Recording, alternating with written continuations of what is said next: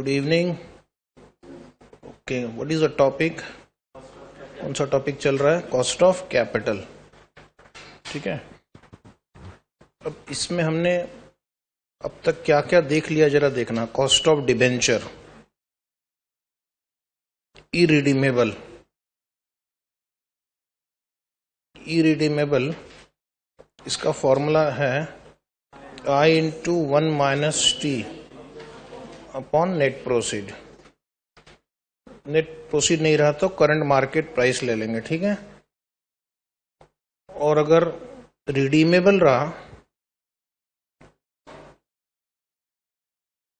तो फॉर्मूला क्या है? I into 1 minus T redemption value minus net proceed upon N divide by RV plus NP upon 2। ठीक है, उसी प्रकार कॉस्ट ऑफ प्रेफरेंस शेयर आपने देखा, irredeemable preference dividend upon net proceed या करंट मार्केट प्राइस। कुछ भी नहीं दिया तो फेस वैल्यू, यहां पर भी ऊपर में। और अगर रिडीमेबल हो तो क्या फॉर्मूला है? Preference dividend plus redemption value minus net proceed divide by N, और एवरेज लेना है दोनों का, RV plus NP by 2। Cost of term loan भी देखा था हमने। कॉस्ट ऑफ टर्म लोन में आई इंटू 1 माइनस टी, और अगर इंटरेस्ट अमाउंट दिया हो, interest upon loan amount, interest amount upon loan amount, तो ये पहले इंटरेस्ट रेट आ जाएगा, इंटरेस्ट अपॉन लोन अमाउंट। उसके बाद आपने कॉस्ट ऑफ इक्विटी भी देख लिया है। Cost of equity dividend price approach, dividend price approach हमने कर लिया। यहां पर आपने दो फॉर्मूले देखे हैं। कांस्टेंट डिविडेंड रहा तो फॉर्मूला डिविडेंड अपॉन प्राइस, और अगर dividend growing at a constant rate रहा, growing at a constant rate, तो D1 upon P0 plus G। उसी तरह आपने cost of equity earning price approach भी देख लिया हमने। अर्निंग प्राइस अप्रोच के दो फॉर्मूले, अगर कांस्टेंट ईपीएस है तो ईपीएस अपॉन P0 या प्राइस, ओके। या फिर एक और देखा था हमने, 1 by price earning ratio.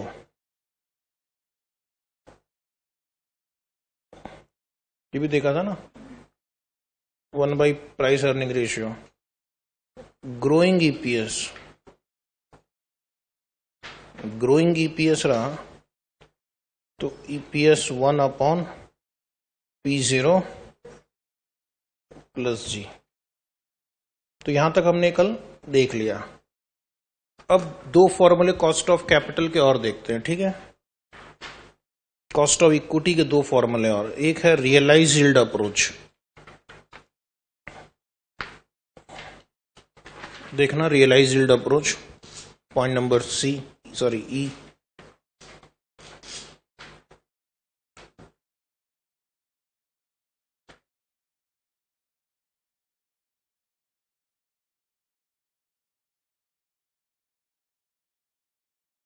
Yield का मतलब क्या होता है? Return, rate of return. Yield का मतलब rate of return. Realise yield का मतलब rate of return earn in the past year. तो यहां पे cost of equity is the rate of return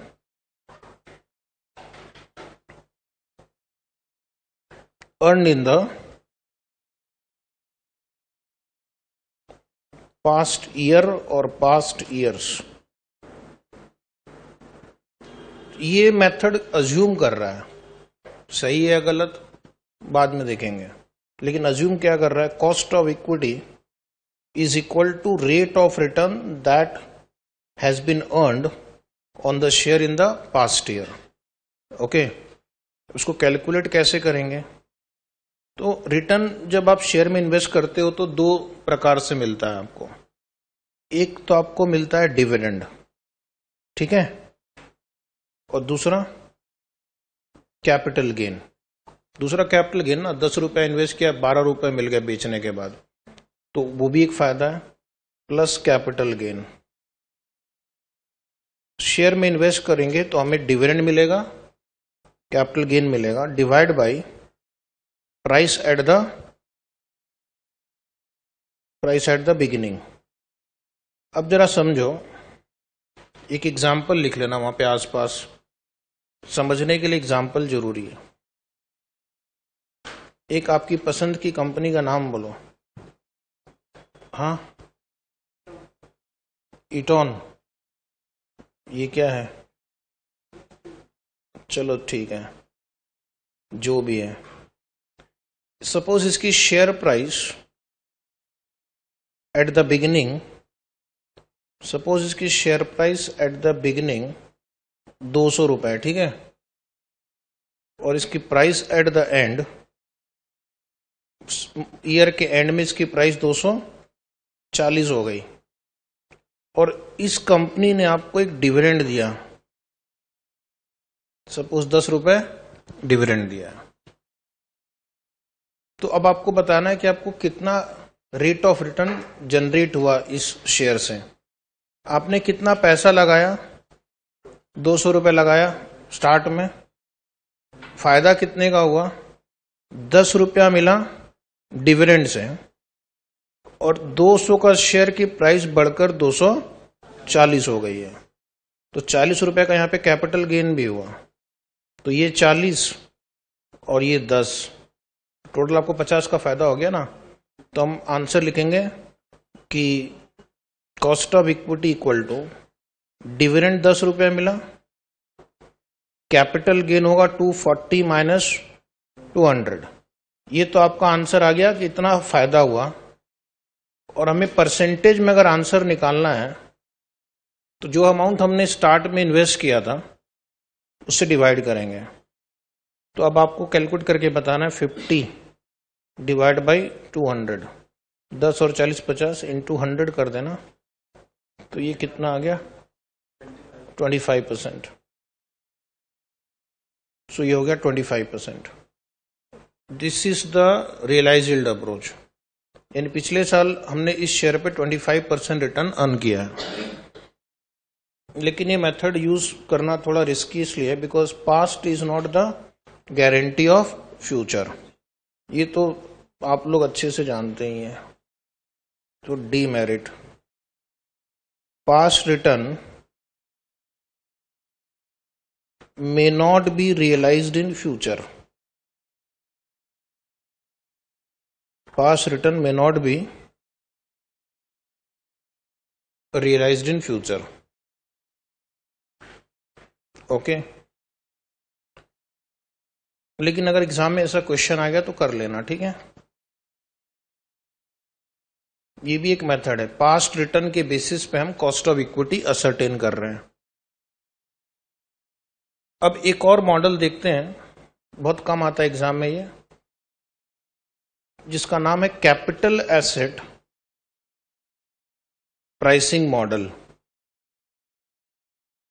capital asset pricing model, ये भी एग्जाम में कम ही पूछा जाता है क्योंकि इसको समझने के लिए बहुत डीप में जाना पड़ेगा, जो कि हमारे सिलेबस के स्कोप के बाहर है, ठीक है। ये अपने आप में एक चैप्टर है, जब आप फाइनल में पहुंचेंगे तब। तो इस मेथड से आंसर कैसे आएगा? Cost of equity is equal to RF. RF का मतलब risk free rate of return. देखना नीचे कहीं लिखा होगा risk free rate of return on risk free security. RF का मतलब रिस्क फ्री सिक्योरिटीज रिटर्न। एक एग्जांपल दो रिस्क फ्री सिक्योरिटी का, government security. For example government security, क्योंकि इसमें रिस्क कम होता है। जो रेट ऑफ इंटरेस्ट आपको स्टार्ट में प्रॉमिस किया जाता है वही मिलता है। बैंक एफडी, जो रेट ऑफ इंटरेस्ट आपको बैंक स्टार्ट में बोलती है वही मिलता है, प्लस फिर एक यहां पे बीटा आ गया, जिसको हम बी भी लिख सकते हैं, या ये बीटा का सिंबल है। अल्फा बीटा गामा सुना है ना आपने, तो ये बी है, B for beta, beta coefficient.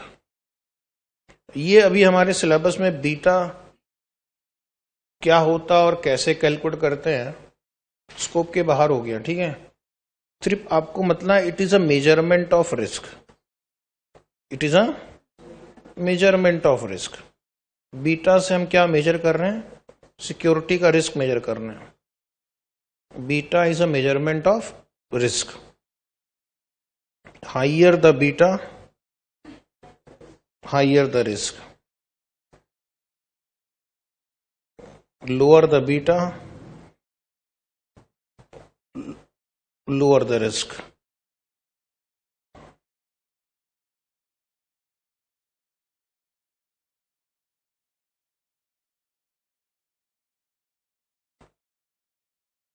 तो ये बीटा का हो गया मतलब। उसके बाद एक और टर्म देखेंगे, RM. RM means rate of return on market portfolio, या आप जस्ट लिख दो मार्केट रिटर्न, यानी स्टॉक मार्केट का return. Stock market return, stock market का रिटर्न इस साल कितना है, दैट इज आरएम। एक और चीज नीचे लिखना, आरएम माइनस आरएफ। ये जो आरएम माइनस आरएफ है, हम इसको क्या बोलते हैं? Market risk premium. Market risk premium, यानी कि रिस्क फ्री रिटर्न से मार्केट का रिटर्न कितना ज्यादा है, that is market risk premium. और beta into RM minus RF को क्या कहेंगे? Securities risk premium. सिक्योरिटी का रिस्क प्रीमियम कितना है? अगर सिक्योरिटी ज्यादा रिस्की होगी तो उसका रिस्क प्रीमियम भी ज्यादा होगा। अगर सिक्योरिटी कम रिस्की होगी तो रिस्क प्रीमियम भी कम होगा। तो ये फॉर्मूले का लॉजिक क्या है कि cost of equity is a sum of two returns, one a risk free return, जो आपको कभी भी आप अर्न कर सकते हो, risk free return, and second premium for risk. अगर आप शेयर में इन्वेस्ट करेंगे तो सिर्फ रिस्क फ्री रिटर्न से आप संतुष्ट नहीं होंगे, बोलो होंगे? अगर रिस्क फ्री रिटर्न ही चाहिए था तो फिर शेयर में क्यों इन्वेस्ट करेंगे? फिर तो गवर्नमेंट बॉन्ड में इन्वेस्ट करेंगे, रिस्क फ्री सिक्योरिटी में इन्वेस्ट करेंगे। तो हमें रिस्क फ्री रिटर्न से थोड़ा ज्यादा चाहिए। कितना ज्यादा चाहिए? जितना ज्यादा रिस्क लेंगे उतना ज्यादा रिस्क प्रीमियम चाहिए, है कि नहीं? तो ये जो रिस्क प्रीमियम जो हमें चाहिए, इसकी कैलकुलेशन ऐसे करते हैं, beta into RM minus RF. ये रिस्क प्रीमियम कैलकुलेट करने का तरीका है। इसके बारे में अगर आपको और जानने की इच्छा है तो पहले क्या होना पड़ेगा? हाँ, क्लियर। तुम क्या कोई पुराना स्टॉक हो क्या कि पहले क्लियर होना पड़ेगा तब नया स्टॉक आएगा? चलो कोई बात नहीं, वैसे कहा तुमने सही, क्लियर होना पड़ेगा तब जाकर ये फॉर्मूले के डीप में आप जा पाओगे। फिलहाल इतना काफी है। अब देखो वहां पर एक इलस्ट्रेशन 4 भी लिखा हुआ है, पहले उसको सॉल्व कर लेते हैं। नीचे है इलस्ट्रेशन 4 ग्रे बैकग्राउंड में। Calculate the cost of equity capital of H limited whose risk-free return is equal to 10%. Firm's beta equals 1.75. and the return on the market portfolio is 15%. तो जिस क्वेश्चन में ये risk free return, beta, market return, ये सब terms अगर दिए जाएंगे तो उसका मतलब ये कैपिटल एसेट प्राइसिंग मॉडल का फॉर्मूला पूछ रहे हैं आपसे। तो इस क्वेश्चन में रिस्क फ्री रिटर्न कितना दिया हुआ है? 10%, तो 0.10 लिख दिया। बीटा कितना दिया हुआ है? 1.75, और आरएम कितना दिया? Market return portfolio 15.15 minus risk return 0.10। Solve करेंगे तो आप पाएंगे 18.75% आ गया। तो ये कॉस्ट ऑफ इक्विटी के सारे फॉर्मूले हमने देख लिए, ठीक है। अब नेक्स्ट पेज पर आना, cost of retained earning.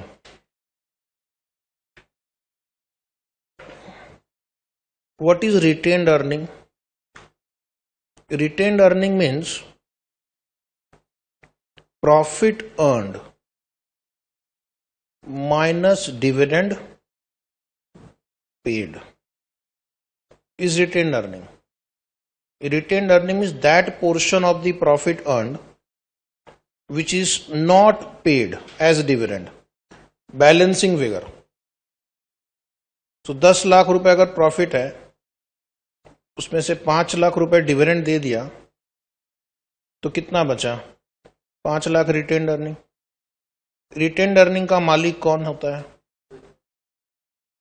Retained earning belongs to equity share holders. Retained earning belongs to equity share holders. Ultimately retained earning कल को कंपनी जब लिक्विडेट हो जाएगी, सबको सबका फिक्स्ड अमाउंट मिल जाएगा, और जो बचेगा किसके पास जाएगा? Equity holder. अब मेरा क्वेश्चन आता है, what is the cost of retained earning? Cost of retained earning is nothing but the opportunity cost of equity share holder. अगर कंपनी ये पैसा अपने पास रखती है, मतलब शेयर होल्डर्स को नहीं देती है, शेयर होल्डर्स को अगर देती तो वो पैसा कहीं और इन्वेस्ट करके अर्न कर सकता था, है कि नहीं? तो cost of equity, cost of retained earning is the opportunity cost of equity share holders. तो हम लिख सकते हैं कि cost of retained earning is same as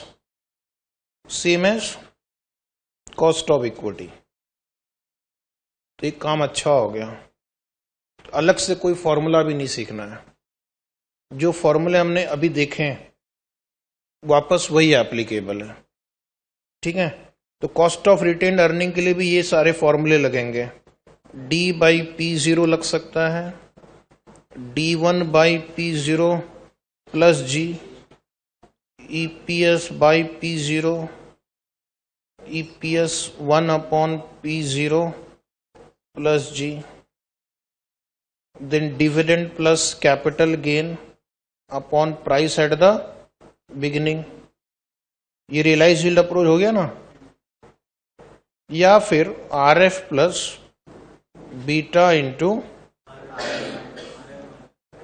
तो सेम 6 फॉर्मूले जो हमने अभी कॉस्ट ऑफ इक्विटी के लिए लिखा, इनके लिए भी एप्लीकेबल है।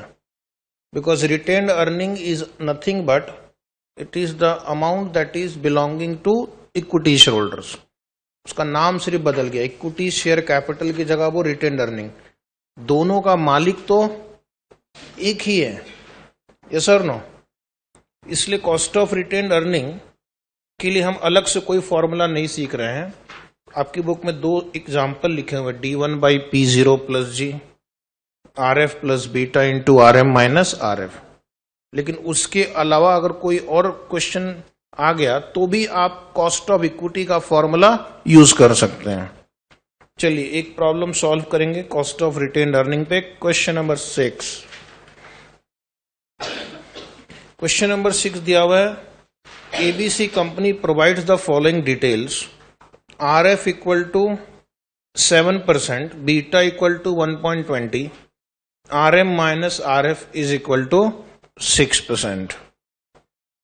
Compute the cost of retained earning using which model, CAPM model.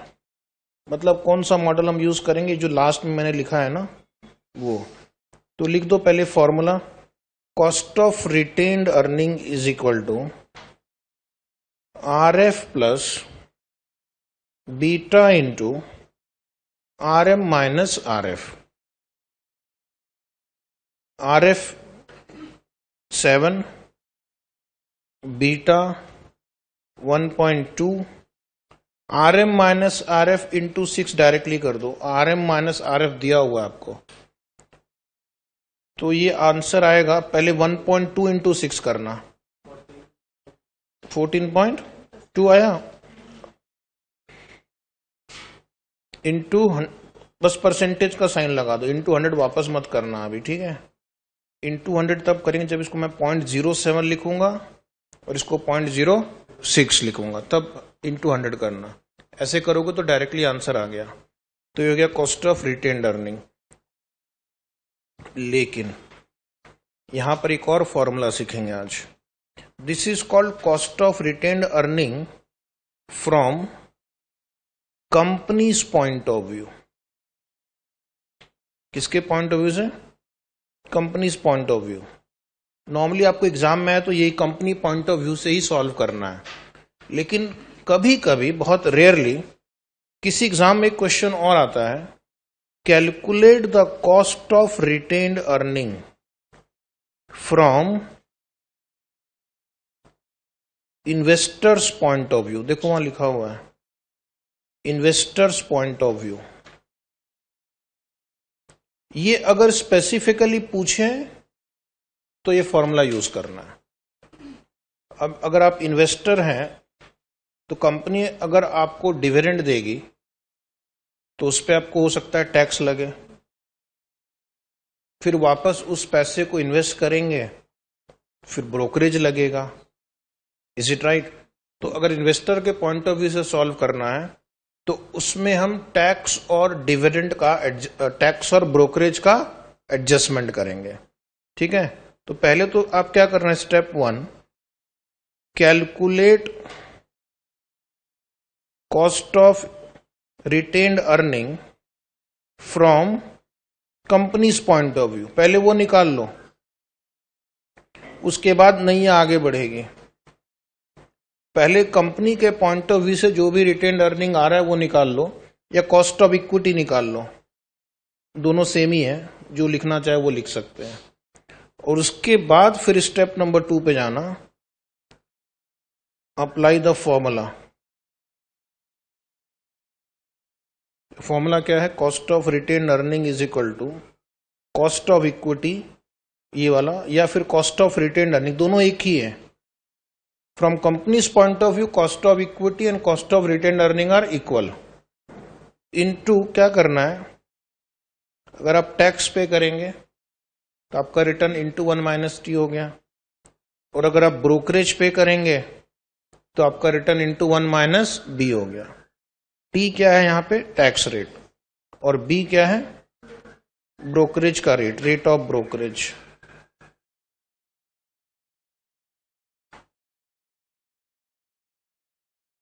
अब देखना फॉर्मूला, नीचे मैंने एक एग्जाम्पल भी दे दिया है। हर एक फॉर्मूले के लिए एक एग्जाम्पल कम से कम हमने सॉल्व किया है, ठीक है। तो ये क्वेश्चन अगर एग्जाम में आया तो कैसे करना है, घबराना नहीं है। A firm's cost of equity is 18%। तो एक काम इन्होंने अच्छा किया, कॉस्ट ऑफ इक्विटी दे दिया, तो मेरा स्टेप 1 कंप्लीट हो गया है। Income tax rate for share holder is 30% and brokerage is 2% is accepted to be incurred while investing their dividend in alternative securities। अगर मैं डिविडेंड को किसी और शेयर में इन्वेस्ट करूंगा तो मुझे 2% ब्रोकरेज लग जाएगा। Compute the cost of retained earning, तो यहां पे किसके पॉइंट ऑफ व्यू से रिटेन्ड अर्निंग पूछा गया है? इन्वेस्टर के पॉइंट ऑफ व्यू से, क्योंकि इन्वेस्टर का टैक्स रेट, इन्वेस्टर का ब्रोकरेज रेट दिया हुआ है। इसका मतलब वो आपसे चाहते हैं ये फॉर्मूला यूज करना। कॉस्ट ऑफ इक्विटी कितना है? 18%। 18 इन्वेस्टर को कितना टैक्स भरना पड़ेगा? 30%। और अगर उसको हम किसी और सिक्योरिटी में इन्वेस्ट करते हैं तो कितना ब्रोकरेज करना पड़ेगा? 2%। तो ये दोनों माइनस कर दो, सॉल्व करके बताना कितना आया आंसर। 12.35%। चेक किया या बस देखकर बता रहे हैं? चेक किया, ठीक है। तो ये हो गया इन्वेस्टर्स पॉइंट ऑफ व्यू। ये फॉर्मूला तभी यूज करेंगे जब आपसे स्पेसिफिकली पूछा जाएगा compute cost of retained earning from investors point of view. हो गया। अब एक और फॉर्मूला सीखना है आपको, कॉस्ट ऑफ एक्सटर्नल इक्विटी। ये क्या होता है एक्सटर्नल इक्विटी? अभी जो आपने रिटेन्ड अर्निंग पढ़ा, retained earning is called internal equity, क्योंकि आपको ये पैसा रेस करने के लिए कहीं बाहर नहीं जाना पड़ता है। प्रॉफिट कमाओ और डिविडेंड मत दो तो अपने आप ही वो पैसा आपके पास रिटेन हो गया। तो इसको हम बोलते हैं इंटरनल इक्विटी, क्योंकि इसके लिए आपको बाहर वापस फंड्स रेस करने के लिए नहीं जाना पड़ता है। लेकिन अगर आपको कंपनी को एक्सपांड करना है तो सिर्फ रिटेन्ड अर्निंग से काम नहीं चलेगा, फिर आपको मार्केट से फंड्स रेज करना पड़ेगा। ठीक है। So external equity means funds raised from the market, funds raised from the market, external. और कंपनी एक्सटर्नल इक्विटी पे डिपेंडेंट होती है। बिजनेस ग्रो करने के लिए सिर्फ आप इंटरनल इक्विटी पे डिपेंड नहीं हो सकते ना। So cost of external equity क्या होगा? Cost of funds raise from the market. Is it right? तो क्या ये दोनों कॉस्ट इक्वल होंगे? नहीं, क्योंकि when we raise funds from the market, when we raise funds from the market, we incur, हाँ बोलो, dash issue expense. we incur retained earning में कोई इशू एक्सपेंस है क्या? नहीं, कोई इशू एक्सपेंस नहीं। लेकिन अगर आप फंड्स रेज करेंगे, आईपीओ लाएंगे, तो अपने अकाउंट्स में पड़ा होगा आपको अंडर राइटर अपॉइंट करने पड़ते हैं, प्रोस्पेक्टस इशू करना पड़ता है, लीगल एक्सपेंसेस इशू करने पड़ते हैं। तो जब हम मार्केट से पैसा रेज करेंगे तो हमें कुछ इशू एक्सपेंसेस करना पड़ेगा, जिसकी वजह से मेरा कॉस्ट बढ़ेगा या घटेगा? बढ़ जाएगा। Issue expenses are also called flotation cost. Issue expenses are also called flotation cost. Cost of floating an issue is flotation cost, technical word है फ्लोटेशन कॉस्ट। तो अब यहां पे हम क्या करेंगे, फ्लोटेशन कॉस्ट जिसका नोटेशन है एफ, इसको अपने फॉर्मूले में इंक्लूड कर लेंगे अभी। तो फॉर्मूला हो जाएगा।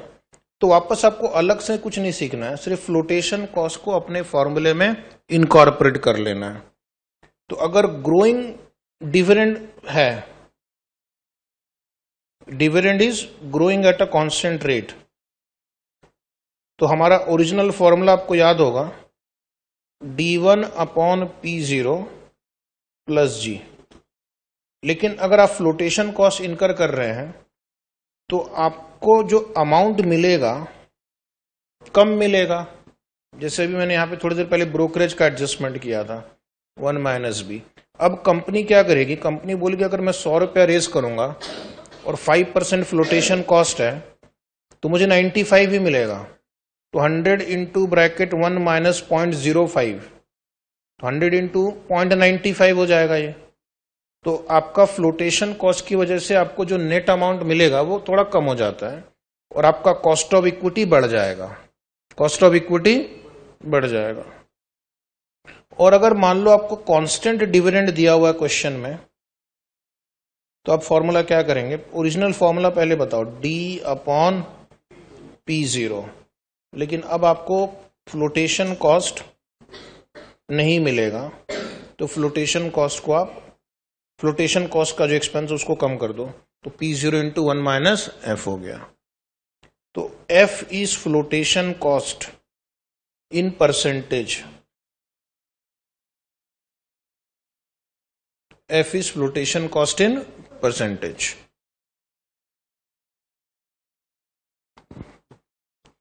इसके ऊपर भी एक एग्जाम्पल हम सॉल्व करेंगे। क्वेश्चन नंबर 7, क्वेश्चन नंबर 7 पर आ जाते हैं। X limiteds next expected dividend per share is 2.50।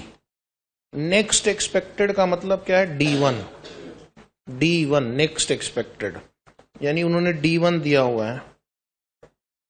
इस ग्रोथ रेट इज 6%, तो हम एक ग्रोथ वाला फॉर्मूला यूज करेंगे।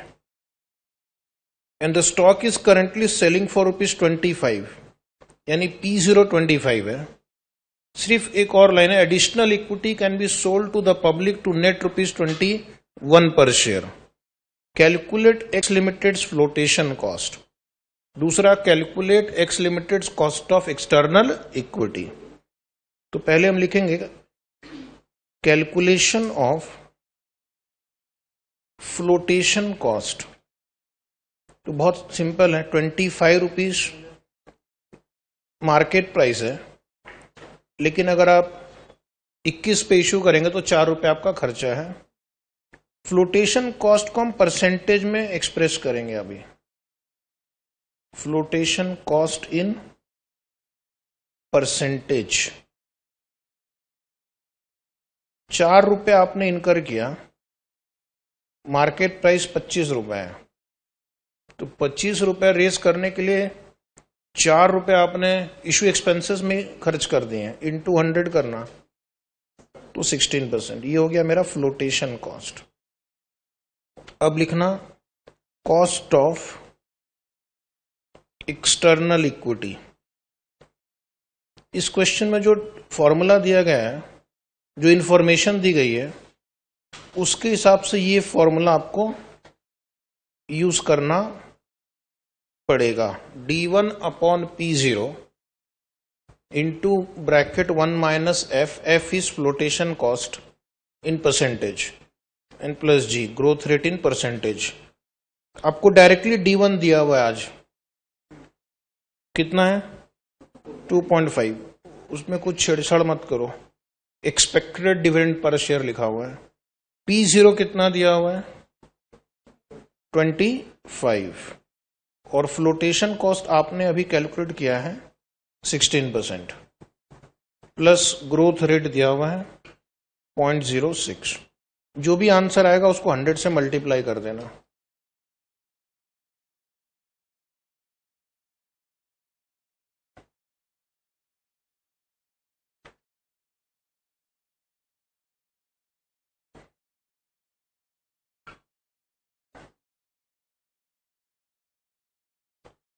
कितना है आंसर?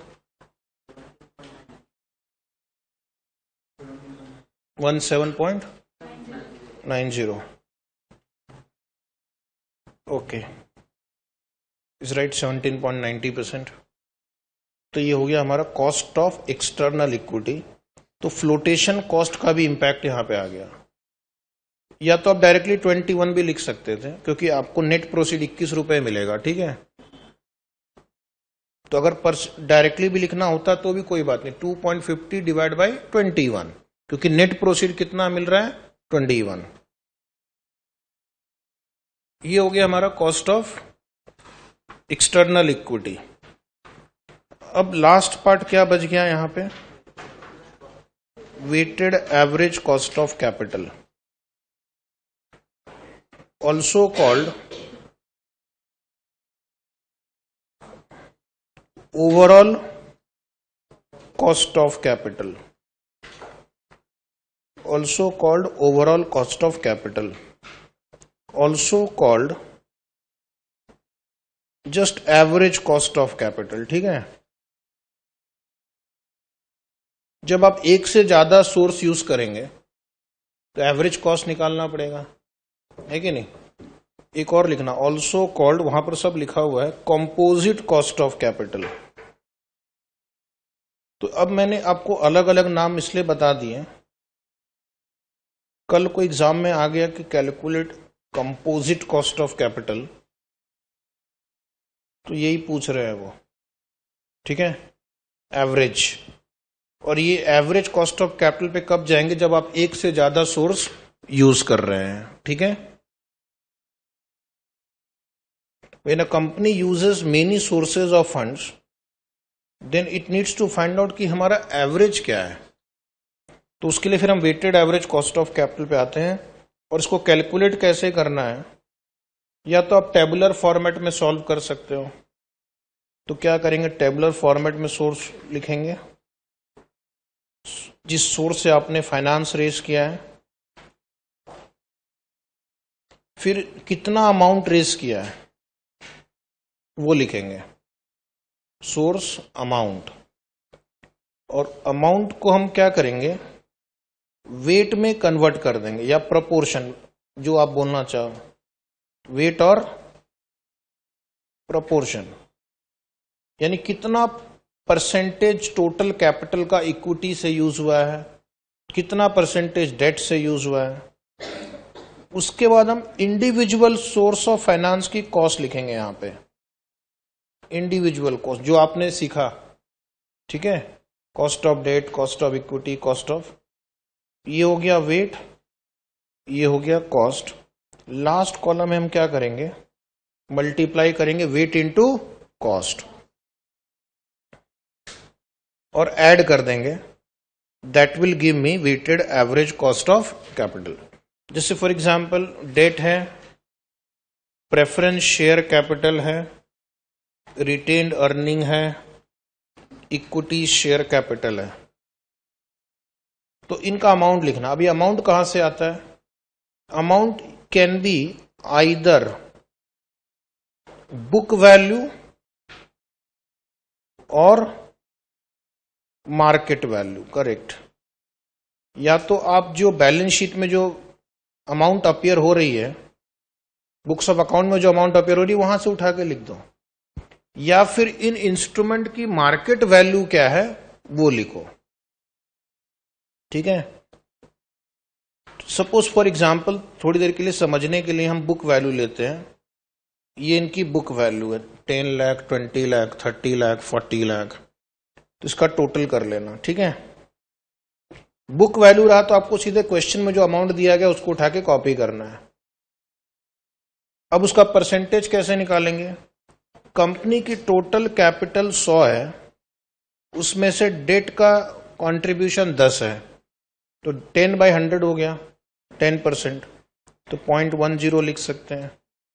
20/100 0.2, 0.30, 0.40, या फिर आप ऐसे भी लिख सकते थे 10/100, 20/100, जो आपको सिंपल लगे, ठीक है। अगर बहुत ऑड फिगर्स आ रही तो प्रोपोर्शन के रूप में लिख देना। उसके बाद इंडिविजुअल कॉस्ट, उसके लिए पहले आपको 4 वर्किंग नोट बनाने पड़ेंगे। थोड़ी देर के लिए मान लो डेट का कॉस्ट 8% है, प्रेफरेंस शेयर 10, इक्विटी और रिटेन्ड अर्निंग 12, ठीक है। तो ये आप कर लिया। उसके बाद मल्टीप्लाई करना आपको, 0.10 इंटू 8 से मल्टीप्लाई करो, परसेंट छोड़ दो, सिर्फ 0.10 इंटू 8 से मल्टीप्लाई करो। 8 इंटू 0.10 कितना होता है, 0.80। 0.20 इंटू 10 से मल्टीप्लाई करो, परसेंटेज छोड़ दो अभी, हाँ 0.2। 0.30 इंटू 12 3.6, 0.40 इंटू 12 4.8। अब इसको टोटल कर लो, 9. अब परसेंटेज साइन लगा दो, इसको हम बोलेंगे weighted average cost of capital. Is it right? ऐसे भी कर सकते हैं।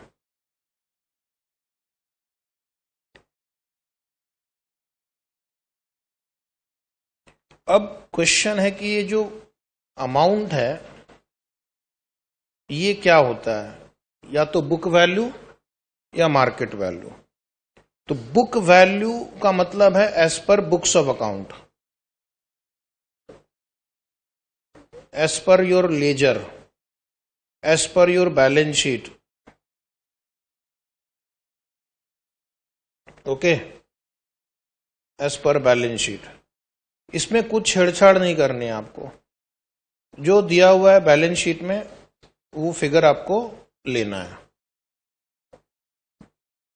बुक वैल्यू मेथड के एडवांटेजेस क्या है?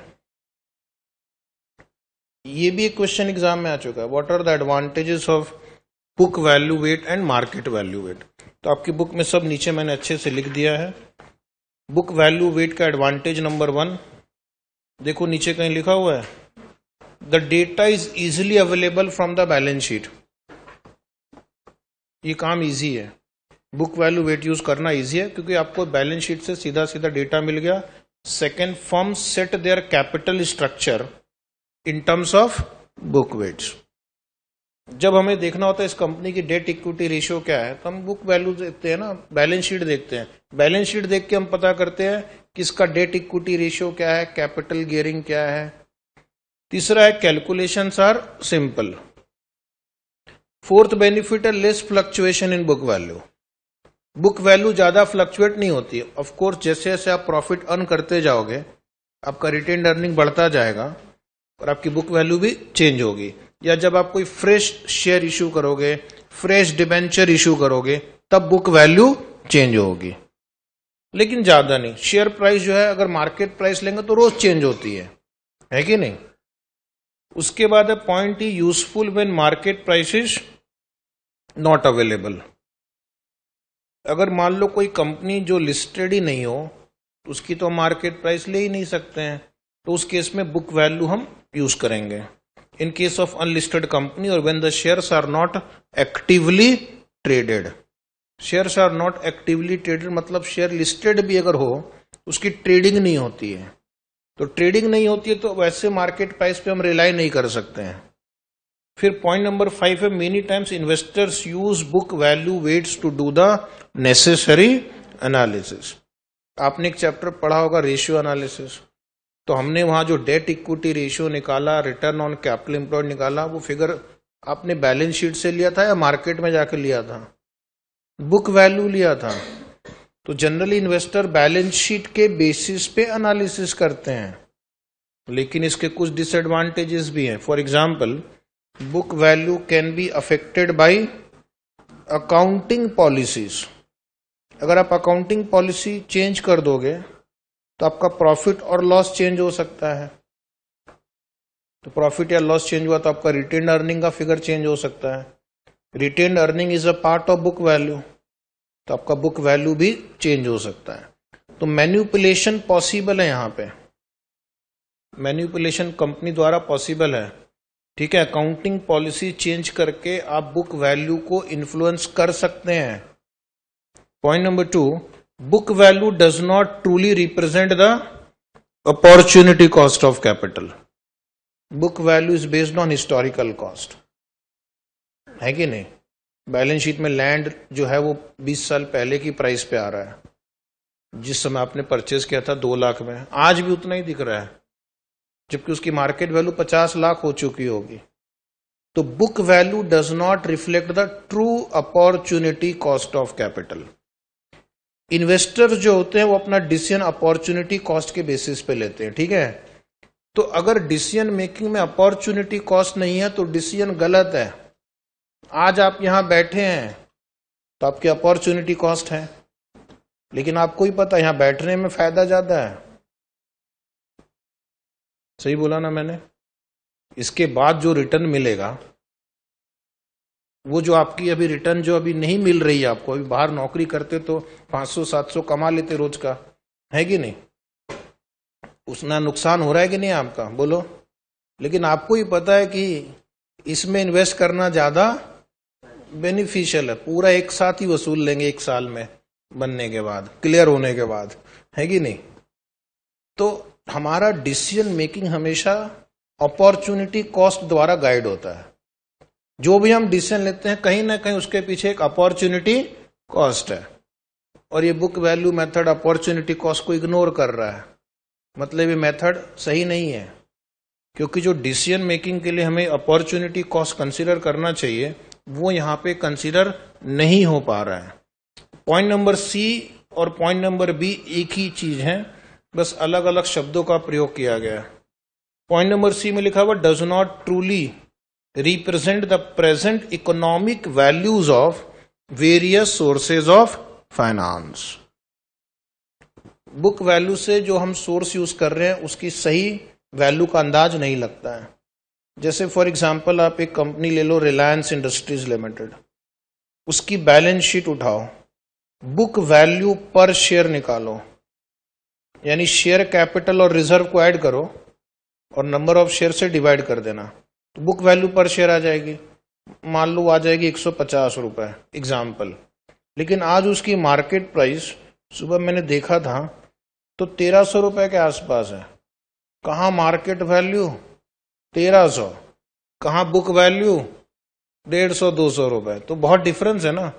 आप पैसा इन्वेस्ट करेंगे तो कितना इन्वेस्ट करेंगे 1300, तो आपको जो रिटर्न मिलेगा वो आप 1300 पे कैलकुलेट करेंगे। मान लो कंपनी ने 5 रुपए डिविडेंड दिया तो आप बोलेंगे ओ मैंने 1300 इन्वेस्ट किया और मुझे 5 रुपए मिले, this is my rate of return. आप 150 तो आप देखेंगे भी नहीं अपने रिटर्न निकालने के लिए, है कि नहीं। आपने क्या इन्वेस्ट किया 1300, तो आपको जो भी अब डिसीजन लेना होगा किसके बेसिस पे लेंगे 1300 के बेस पे, क्योंकि ये आपकी अपॉर्चुनिटी कॉस्ट है। ये 1300 रुपए आप कहीं और लगा सकते थे। अब आजिए मार्केट वैल्यू पे। मार्केट वैल्यू के भी कुछ एडवांटेजेस हैं और कुछ डिसएडवांटेजेस हैं। तो ये मैं आपको इसलिए बता रहा हूं कि ये थियरी क्वेश्चन के लिए भी इंपॉर्टेंट है। कई बार ये क्वेश्चन आ चुका है, what are the benefits and disadvantages of market value weights, which is more appropriate, book value और मार्केट वैल्यू। तो आपको दोनों के एडवांटेज और डिसएडवांटेज लिख देने का है। तो advantage number 1, market values are not affected by accounting policies, ठीक है। सेकेंड है market value represents the opportunity cost. तो वहां जो डिसएडवांटेज था यहां वो एडवांटेज में आ रहा है। Market value represent the present economic value of various sources of finance. तो ये मार्केट वैल्यू का सबसे बड़ा एडवांटेज है कि यहां पर आपको सही वैल्यू पता चलती है, सही अपॉर्चुनिटी कॉस्ट पता चलती है। And point number 4, it is consistent with the definition of cost of capital. कल मैंने जब ये चैप्टर चालू किया था एक लाइन लिखी थी, cost of capital is that rate of return which the firm must earn to maintain the market value of the share, लिखा था। तो market value weight is consistent with the definition of cost of capital. And point number E, market value is the true reflection of a firm's capital structure. तो firm की अगर हमें सही मायनों में अगर कैपिटल स्ट्रक्चर पता करनी हो तो मार्केट वैल्यू देखना चाहिए। लेकिन इसके डिसएडवांटेजेस भी हैं। एक तो है कि अगर कंपनी अनलिस्टेड हो तो उसकी मार्केट प्राइस अवेलेबल ही नहीं है, चाहते हुए भी हम मार्केट वैल्यू यूज नहीं कर पाएंगे। दूसरा डिसएडवांटेज है कि शेयर भले लिस्टेड हो लेकिन उस पर एक्टिव ट्रेडिंग नहीं होती है। एक्टिव ट्रेडिंग मतलब डेली ट्रेडिंग नहीं हो रही है, तो भी फिर वो प्राइस रिलायबल नहीं है।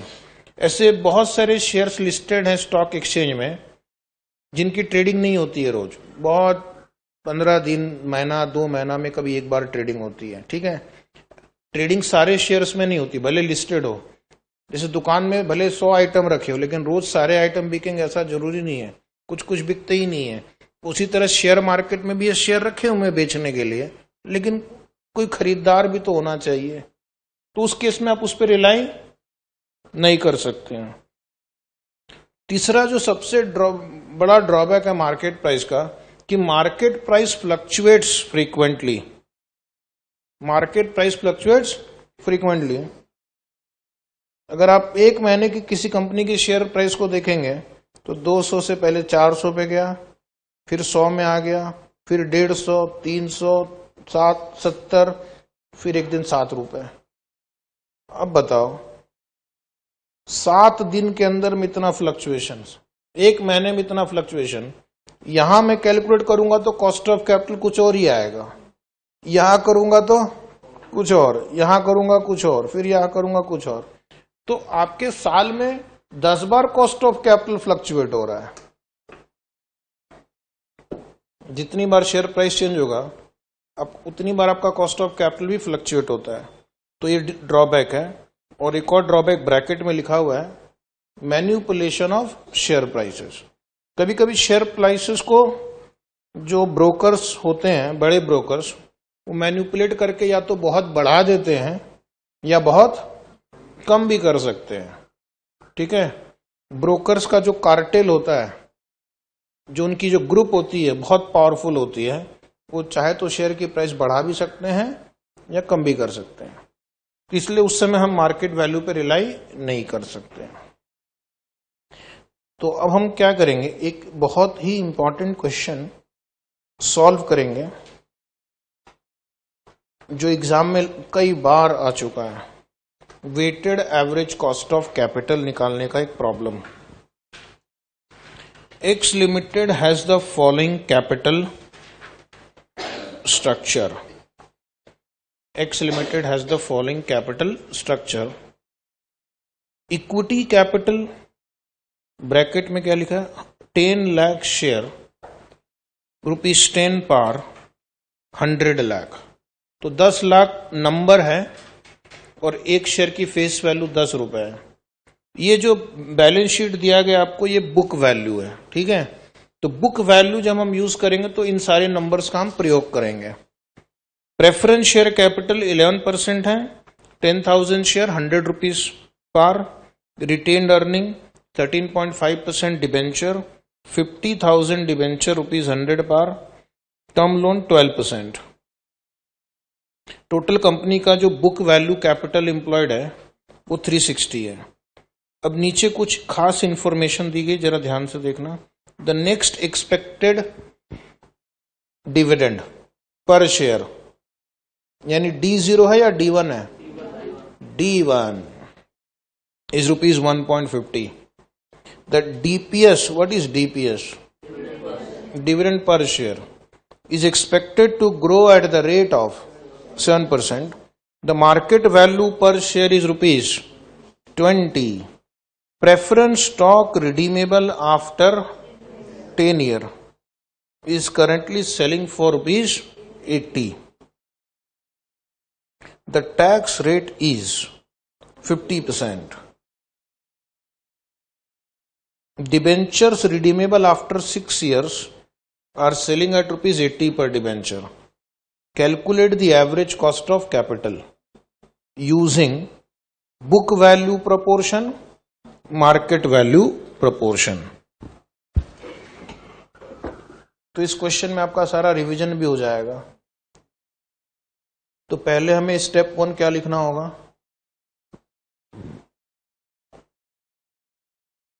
Cost of each source of finance. Cost of each source of finance. कितने सोर्स है, 5। तो पहले मैं यहां लिखूंगा सोर्स, दूसरा कॉलम फॉर्मूला और तीसरा कॉलम कैलकुलेशन। कैलकुलेशन कॉलम थोड़ा सा बड़ा होना चाहिए। तो पहले सोर्स में आ गया इक्विटी शेयर्स। क्वेश्चन में जो इंफॉर्मेशन दी गई है उसके हिसाब से ये फॉर्मूला यहां पे फिट बैठता है, D1 upon P0 plus G। D1 1.50 है, P0 20 है और ग्रोथ रेट 0.07 है, 14.5%। सारे विद्यार्थी चेक करते रहना। उसके नीचे पहले मैं रिटेन्ड अर्निंग लिखूंगा। क्या मुझे अलग से फिर से कैलकुलेट करने की जरूरत है? नहीं, सिर्फ आपको लिखना है same as above.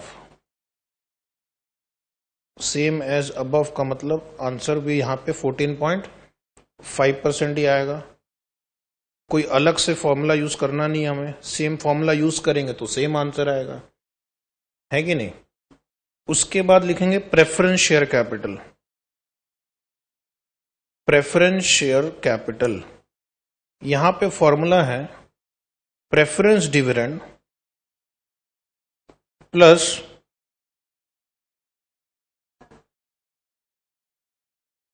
Redemption value minus net proceed upon number of years n,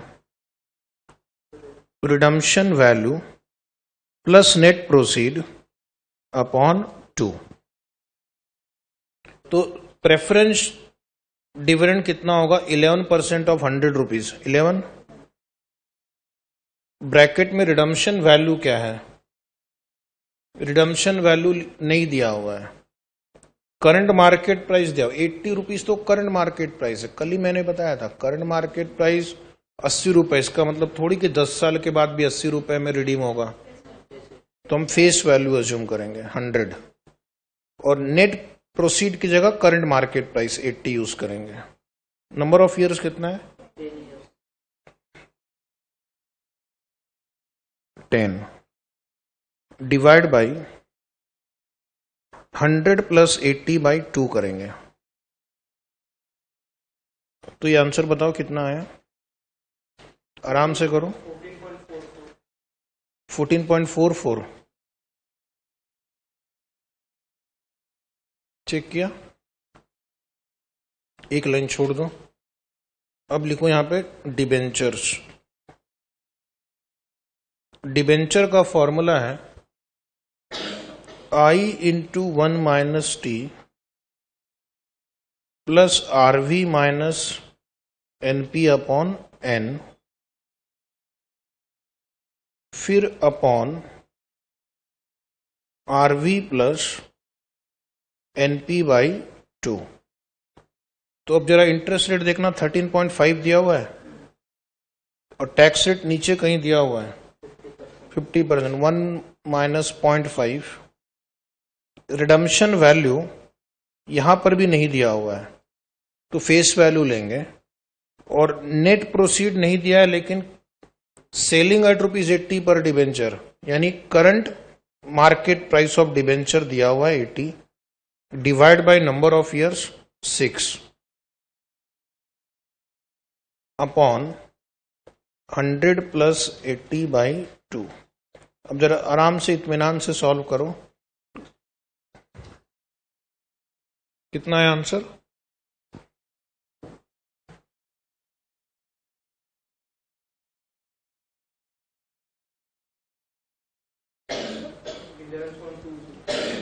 $11.20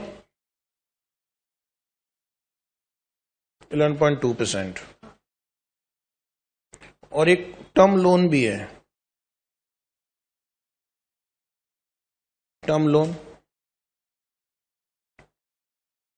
term loan का फॉर्मूला है I into 1 minus T. Term loan में इंटरेस्ट रेट दिया हुआ है आपको 12% और टैक्स रेट नीचे दिया हुआ है 50%। तो 12 रुपए पे करेंगे तो 6 रुपए का बचत, 6 रुपए की बचत होगी, 50% टैक्स सेविंग हो जाएगी। तो आपका इफेक्टिव कॉस्ट कितना आएगा? 6% आएगा। तो पहले तो ये चार्ट बना लिया, इसमें हमें इंडिविजुअल सोर्सेस के कॉस्ट पता चल गए। चाहे आप बुक वैल्यू वेट यूज करो या मार्केट वैल्यू वेट यूज करो, कॉस्ट ऑफ इंडिविजुअल सोर्स आपको यही फिगर्स यूज करने हैं। समझ में आया? ठीक है। तो इसमें आपके सारे फॉर्मूले का रिवीजन भी हो गया, काफी सारे फॉर्मूले का। अब आ जाते हैं, ये फिगर सब सही है ना? सबने इंडिविजुअली चेक किया अपने अपने इंडिपेंडेंटली? हाँ, बाद में फिर क्या सब गलत हो जाएगा। अब लिखेंगे step number 2, WACC using book value weights, book value proportion और बुक वैल्यू वेट्स। ठीक है, सही है। एक टेबल बनाएंगे, source, amount, weight, cost, weight into cost. ये फॉर्मेट इजी है समझने में भी। सोर्स, अगर आप बुक वैल्यू वेट यूज कर रहे हैं ना, तो सारे सोर्सेस लिखेंगे इंक्लूडिंग रिटेन्ड अर्निंग ऑल्सो। लेकिन अगर आप मार्केट वैल्यू वेट यूज करेंगे तो रिटेन्ड अर्निंग नहीं लिखते हैं, एक एक लाइन छोड़ के लिखते जाओ। Equity share, preference share, retained earning, retained earning, debenture, term loan. फिर अमाउंट, अगर बुक वैल्यू यूज कर रहे हैं तो बस बैलेंस शीट के फिगर को ही ले लेना आपको।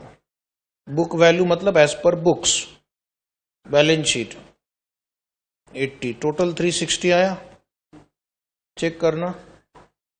अब वेट कैसे लिखेंगे, देखो समय बचाना हो तो 100/360, 10/360, 120/360, तो कैलकुलेटर की आवश्यकता नहीं पड़ेगी आपको थोड़ी देर के लिए।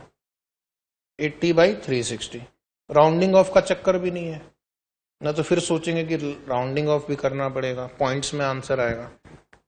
तो ऐसे ही लिख दो ना, easy, fast, no mistake. Cost के लिए आप पिछले वाले वर्किंग नोट पे जाओ।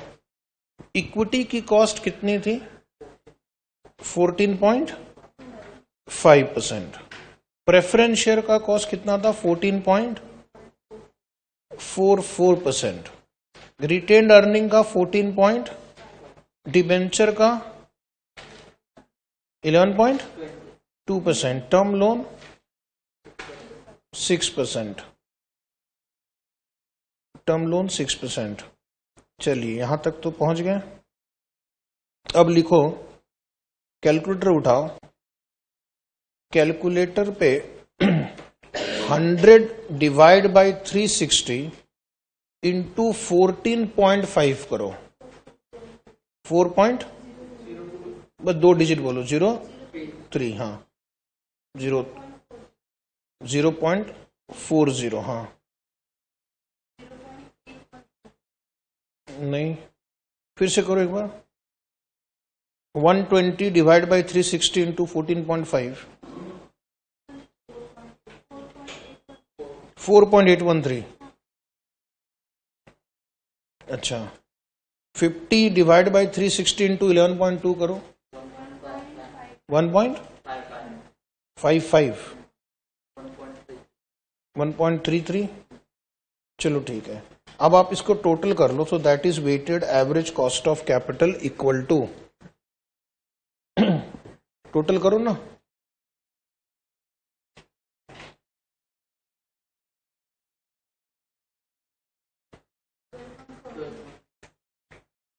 क्या कुछ गलत हो गया?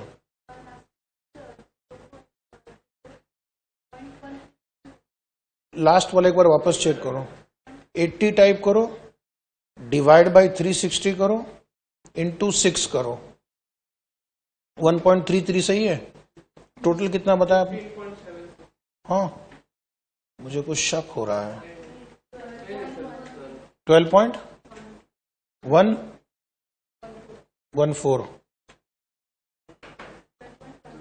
ठीक है, लगभग 12.14 तक आ गया। डेसिमल के बाद अगर ये सेकेंड डिजिट डिफरेंट है तो कोई बात नहीं। 12.1 तो सबका आ गया ना स्टार्ट में, खुश रहो। ये हो गया हमारा बुक वैल्यू वेट। अभी अगली हेडिंग क्या लिखेंगे? हाँ, working note 3, step number 3, weighted average cost of capital using market value weights. अब यहां पर एक नोट लिखना है, when we use market value as weights,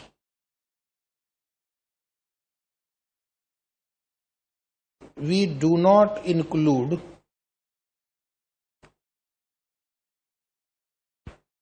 retained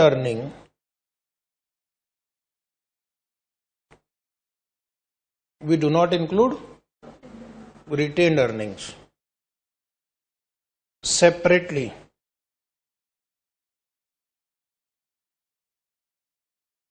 in the source of finance column.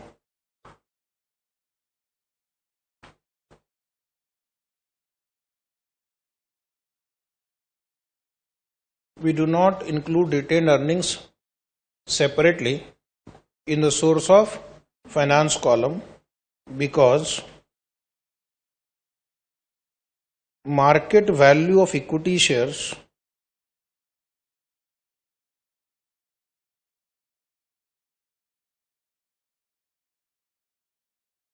takes into consideration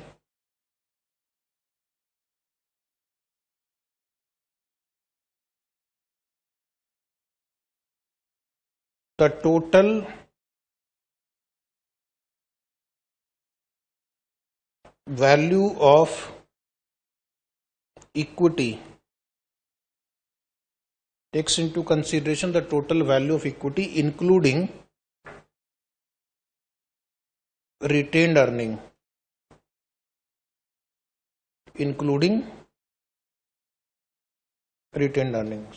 तो market value of equity में retained earning का भी इफेक्ट आ गया है, अलग से कुछ नहीं लेना आप। रिटेन्ड अर्निंग अलग से मार्केट में ट्रेडिंग भी नहीं होती है। क्या आपने कोई ऐसा सुना कभी रिटेन्ड अर्निंग की मार्केट में ट्रेडिंग हो रही है? शेयर की ट्रेडिंग होती है, रिटेन्ड अर्निंग शेयर का ही हिस्सा है। तो अब जब मार्केट वैल्यू ऑफ इक्विटी में ले ही रहा हूं, उसमें रिटेन्ड अर्निंग का इंपैक्ट ऑलरेडी आ चुका है, सम्मिलित है, ठीक है। अब टेबल ड्रॉ करना, source, amount rupees in lakhs, weight, cost, weight into cost, ठीक है। इस बार रिटेन्ड अर्निंग नहीं लिखेंगे, सोर्स में पहले लिखेंगे इक्विटी शेयर्स, एक एक लाइन छोड़ के लिखो। हाँ, preference shares, debentures, retained earning नहीं लिखना है। टर्म लोन, उसके लिए इतना बड़ा नोट लिखवाया मैंने। अब अमाउंट कैसे लिखना है? Number of share into market price. तो नंबर ऑफ इक्विटी शेयर कितने हैं? 10 लाख, और इसकी मार्केट प्राइस एक की कितनी है? 20, तो ये हो गया 200। यहां पे ब्रैकेट में लिख दो ऊपर rupees in lakhs. Preference share की संख्या कितनी है? 10,000, यानी 0.1 लाख। 10,000 यानी कितना हुआ? 0.1 लाख। सही है गलत? हाँ, वाह, मजा आ गया। इंटू 80, तो 8 लाख हुआ।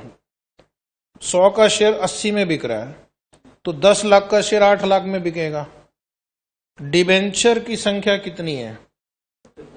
50,000, 0.50, क्योंकि फिगर्स लैक्स में चल रहा है, और उसकी एक डिबेंचर की वैल्यू कितनी है? 80, तो टोटल कितना हो गया? 40। टर्म लोन कितना है? 80। टर्म लोन के लिए वही लेना आपको। अगर क्वेश्चन में कुछ नहीं दिया तो टर्म लोन की जो वैल्यू बैलेंस शीट में वही लेना है। अब आप टोटल करोगे तो टोटल डिफरेंट आएगा। 328 आ रहा है। अब जरा वेट में जरा जल्दी जल्दी लिखूंगा। 200 divide by 328, 8 divide by 328, 40 divide by 328, 80 divide by 328। Cost, equity का कॉस्ट 14.5 है। प्रेफरेंस शेयर 14.44% है। डिबेंचर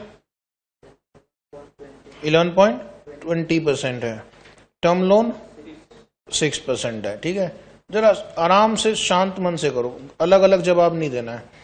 200 डिवाइड बाई 328 इंटू 14.5, 8.84, 0.35, उसके नीचे 1.36, हाँ 1 टोटल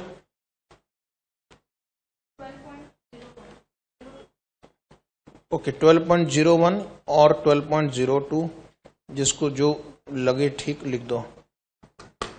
आ गया, टोटल चेक करना। तो ये हो गया cost of capital, important chapter. यहां पर आपने इंडिविजुअल सोर्सेस की कॉस्ट निकालनी सीखी और weighted average cost of capital निकालने भी सीखा है। ठीक है, एनी क्वेरी नाउ? नहीं, तो अब हम एक और इंपॉर्टेंट चैप्टर लेते हैं।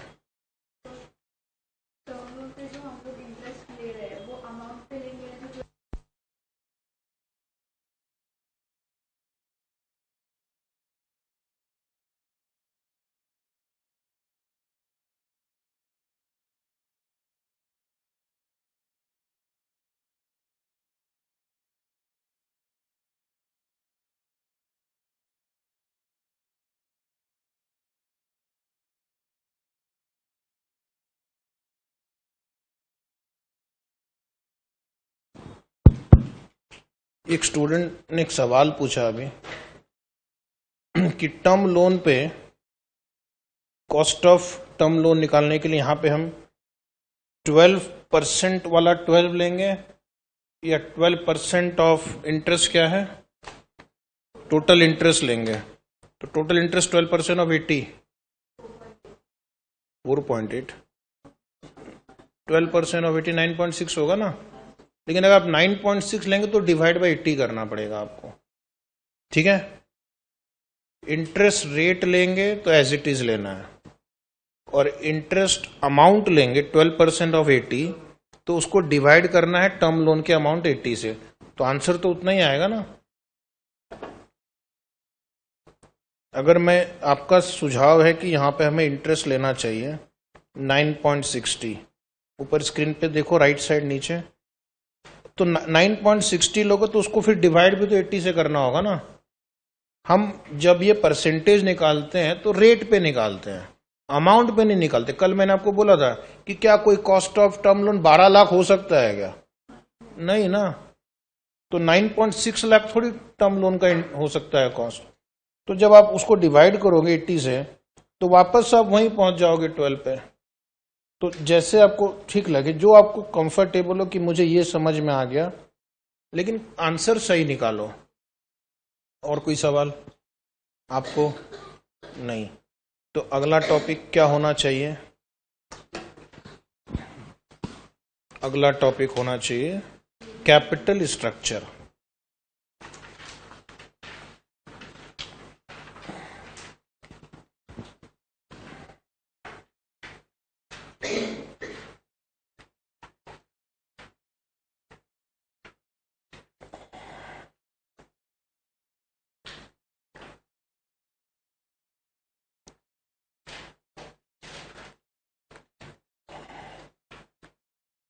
अगला टॉपिक है फाइनेंसिंग डिसीजन कैपिटल स्ट्रक्चर। तो पहले तो आप जानना चाहेंगे कि कैपिटल स्ट्रक्चर का मतलब क्या होता है। What is capital structure? Capital structure means mixture of various long term sources of finance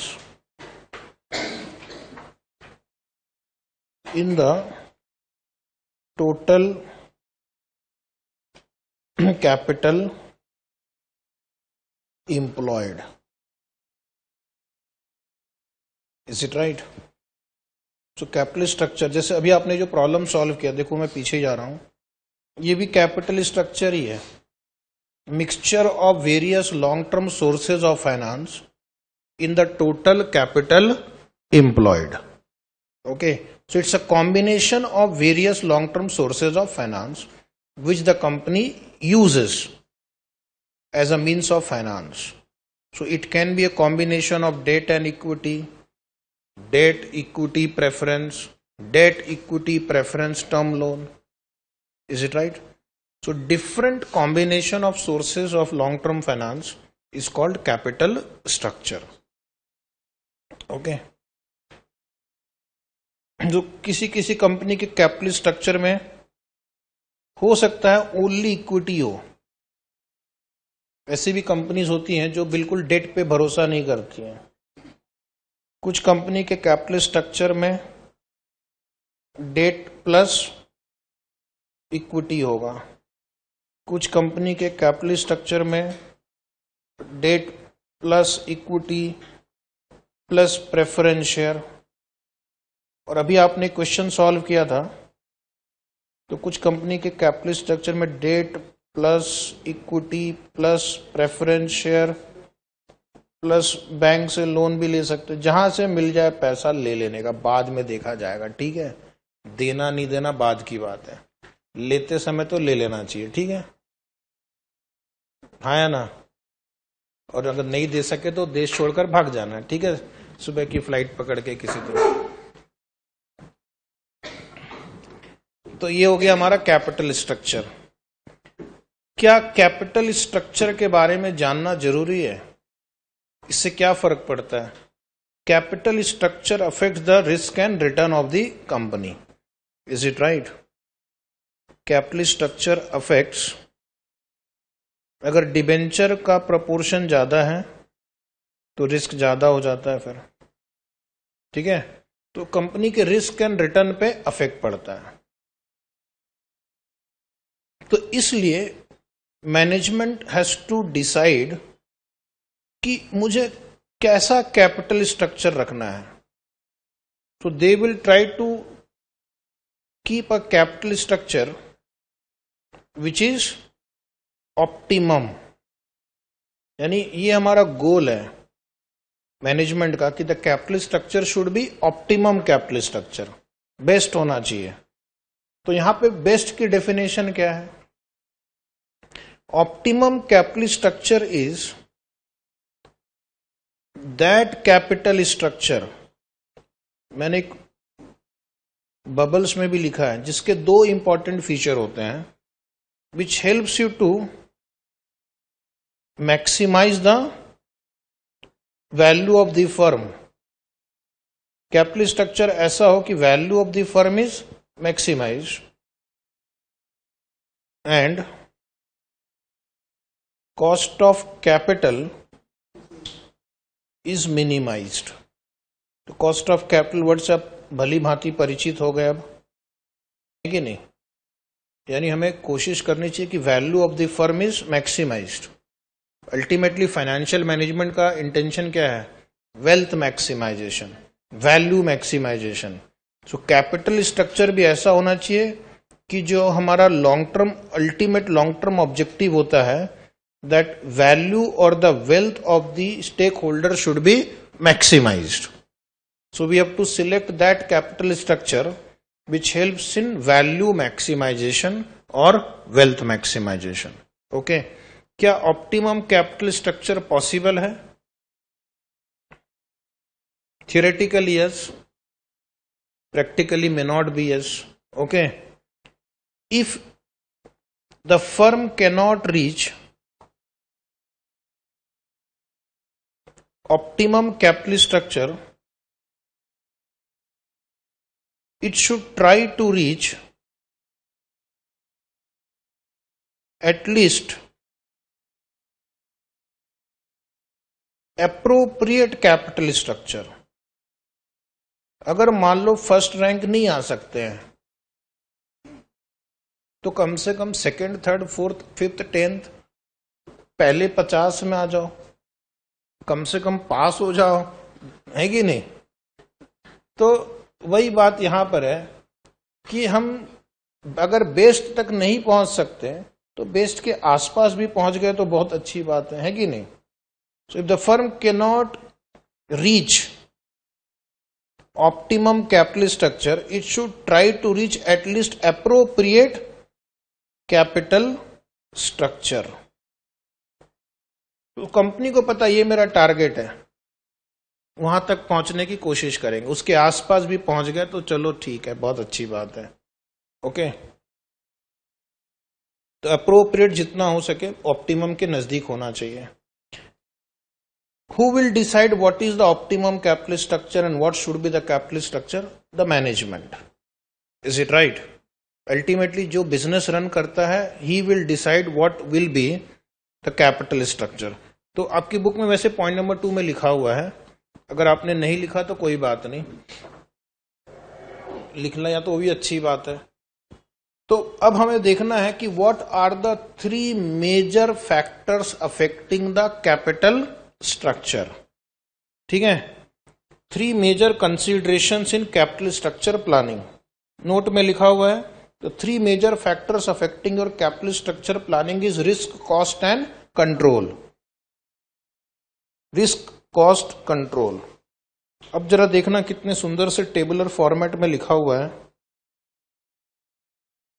जब भी कोई कैपिटल स्ट्रक्चर से रिलेटेड डिसीजन लेता है तो उसके मन में ये 3 बातें चल रही होती हैं कि इससे रिस्क पे क्या इंपैक्ट पड़ेगा, रिस्क बढ़ेगा या घटेगा, कॉस्ट पे क्या इंपैक्ट पड़ेगा, और क्या इससे हमारा कंट्रोल डाइल्यूट होगा, क्या मैनेजमेंट की कंपनी से पकड़ घट जाएगी। शेयर इशू करते हैं तो कंट्रोल घट जाता है ना। तो अब हम क्या करेंगे, 3 इंपॉर्टेंट इंस्ट्रूमेंट को कंपेयर करेंगे यहां पे। एक है इक्विटी, दूसरे एंड पे लोन या डेट या डिबेंचर जहां पर हमें इंटरेस्ट पे करना होता है, और बीच में preference share capital.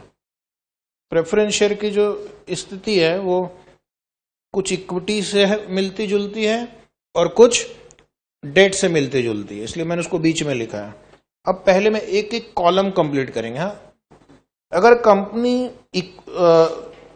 Equity share issue करती है, प्रेफरेंस शेयर इशू करती है या डिबेंचर इशू करती है, तो इन तीनों में सबसे ज्यादा रिस्क कहां कंपनी के लिए बढ़ता है?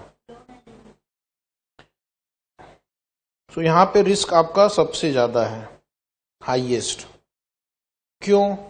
एक तो हमें इंटरेस्ट पे करना है इरेस्पेक्टिव ऑफ प्रॉफिट। हाँ, जब आप लोन लेंगे तो बैंक ये नहीं देखेगी आपको प्रॉफिट कितना हुआ, लॉस हुआ, क्या हुआ। मुझे तो मेरा इंटरेस्ट चाहिए हर महीने, मुझे तो मेरा इंस्टॉलमेंट पेमेंट चाहिए हर महीने। ठीक है, तो आपको हर 1 तारीख को या हर जो भी डेट डिसाइडेड है, बैंक को जाओ, इंटरेस्ट पे करो, इंस्टॉलमेंट का चेक दो। उसके अलावा आपको अपने एसेट को एज अ सिक्योरिटी रखनी पड़ती है, तब जाकर बैंक लोन देती है। और अगर हमने मान लो नहीं पे किया इंटरेस्ट, नहीं पे किया इंस्टॉलमेंट, तो क्या होगा? बैंक एसेट एक्वायर कर सकती है।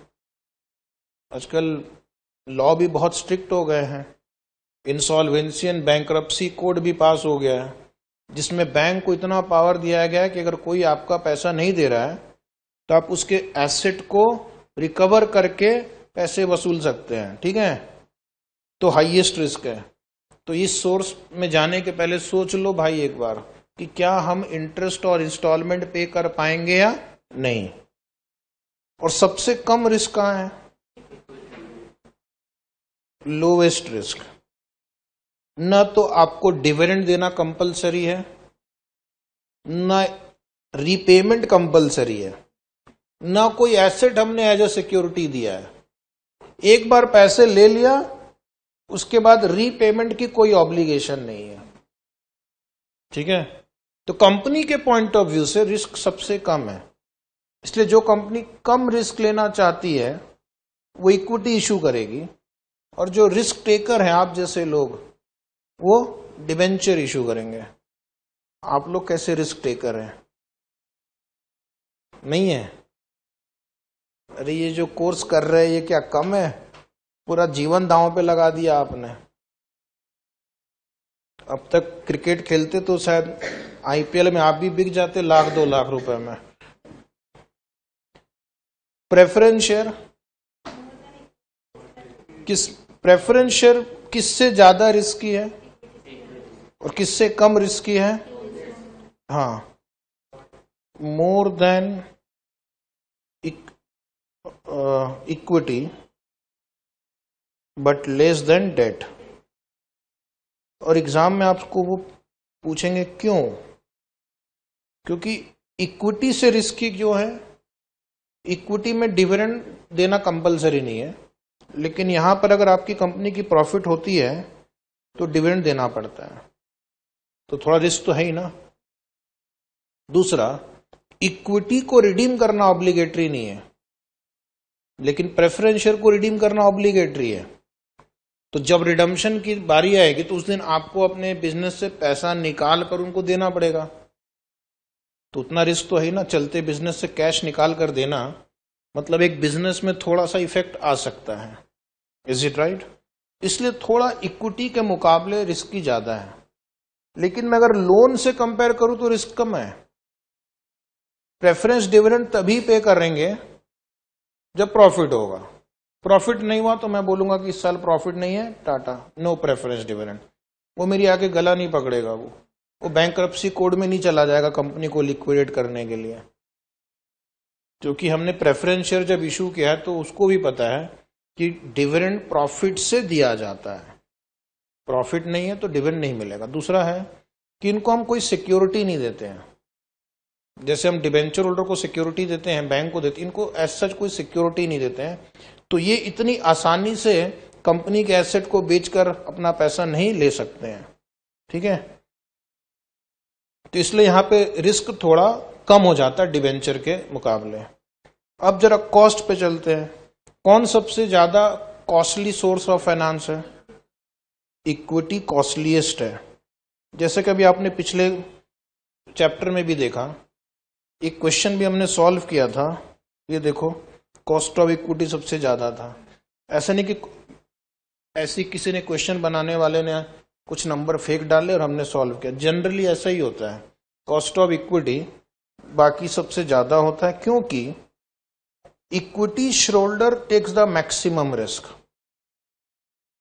Therefore he wants the highest return. वो बोलेगा अगर डिबेंचर होल्डर को 8% इंटरेस्ट मिल रहा है और मुझे भी 8% ही तुम रिटर्न दोगे, तो फिर मैं डिबेंचर में इन्वेस्ट करूंगा ना, क्यों इक्विटी में इन्वेस्ट करूंगा। इसलिए हम इक्विटी इन्वेस्टर्स को हाईयर रिटर्न देते हैं। फिर एक स्टूडेंट बोलेगा कि अगर मान लो हमने कुछ नहीं दिया तो क्या कर सकता है मेरा, मार्केट प्राइस घट जाएगी, फ्यूचर में आप जब फंड्स रेस करने जाएंगे तो फिर कोई आपको पैसे नहीं देगा, है कि नहीं। तो जितना आप इक्विटी इन्वेस्टर को हायर एंड हायर रिटर्न देंगे, उतना आगे चलकर आपको पैसा भी रेस करना इजी हो जाता है। दूसरी बात, इक्विटी शेयरहोल्डर आपके प्रॉफिट को शेयर करता है, जैसे पार्टनरशिप में होता है ना। तो जो भी आप प्रॉफिट अर्न करेंगे उसमें इक्विटी शेयरहोल्डर की भागीदारी है, भले आप उसको डिविडेंड दो या मत दो। फर्म अगर अपने पास भी रख लेती है तो अल्टीमेटली वो प्रॉफिट का हिस्सा किसको बिलोंग करता है? इक्विटी शेयरहोल्डर को। तो अगर कंपनी ने मान लो 50% रेट ऑफ रिटर्न से प्रॉफिट अर्न किया, तो अल्टीमेटली इसका हिस्सा उसको भी जाएगा, आज नहीं तो कल। जब भी कंपनी डिविडेंड पे करेगी या जब भी कंपनी लिक्विडेट होगी तो उसका शेयर इक्विटी होल्डर को जाएगा। Is it right? तो इक्विटी की एक्सपेक्टेशन ज्यादा है and he gets a share in the profit. Okay, does not get a fix rate of return, इसलिए उसका रिटर्न बहुत ज्यादा हो सकता है। अभी किसका कॉस्ट सबसे कम होता है यहां पे? हाँ, lowest, loan and debenture, because interest is tax deductible, ठीक है। इसकी वजह से इसका कॉस्ट कम हो जाता है।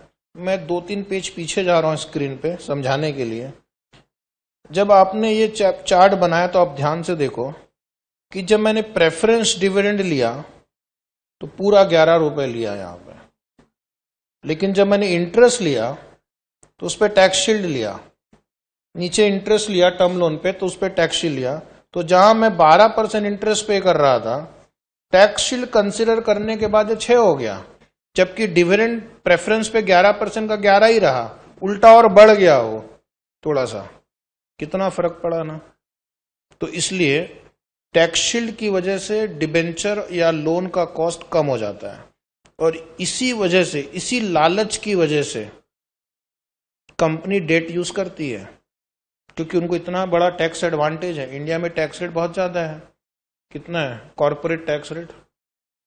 30% है, सरचार्ज भी तो है ना, और बहुत सारे सेस भी हैं, सब मिला जुला के बताओ कितना है?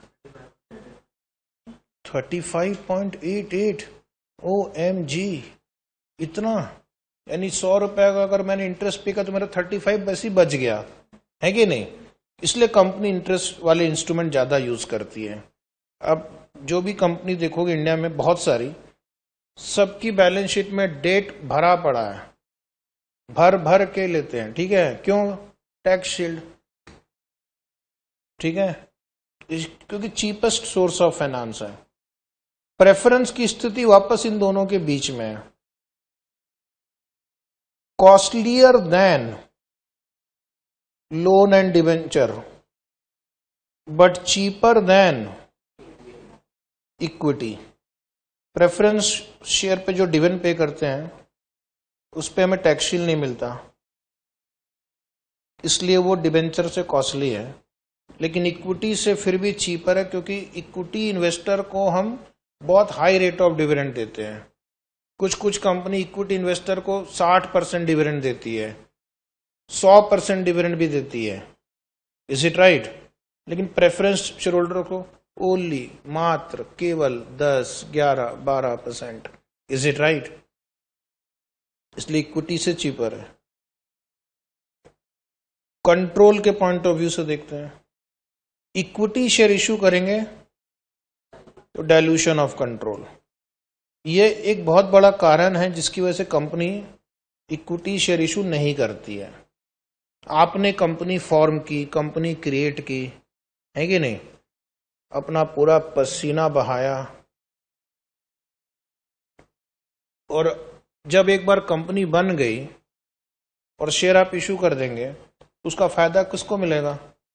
दूसरे को, क्योंकि वो तो शेयर होल्डर बन गया, मतलब आपकी प्रॉफिट में उसको शेयर मिलने लग गया। पार्टनरशिप जैसा ही है, पार्टनरशिप में बस लिमिटेशन है, 2, 5, 10 पार्टनर होते हैं।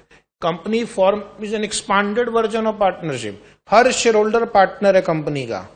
अगर आपके पास 100 शेयर भी है तो आप उतने हिस्से के मालिक हैं, है कि नहीं?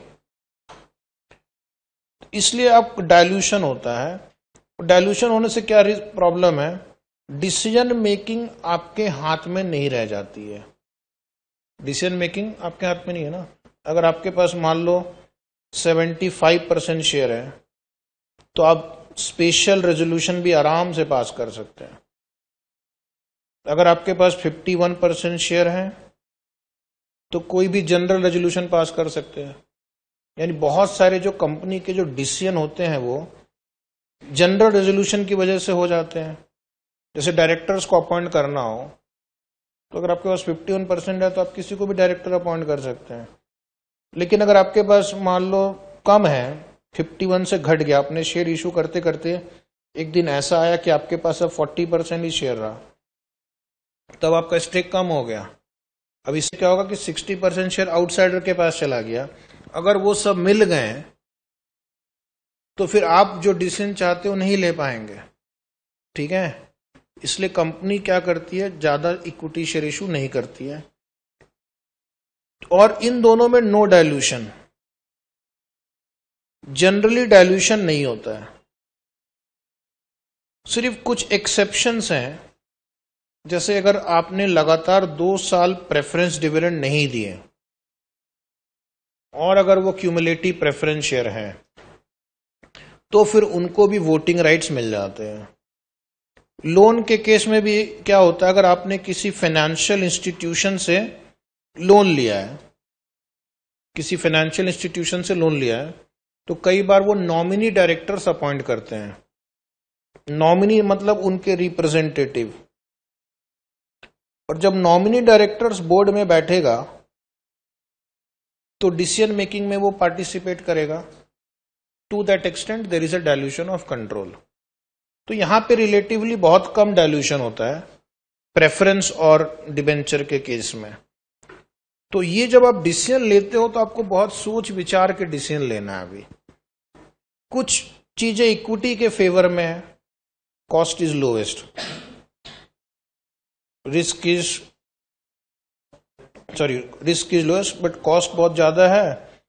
और एक और बहुत बड़ा डिसएडवांटेज है डाइल्यूशन।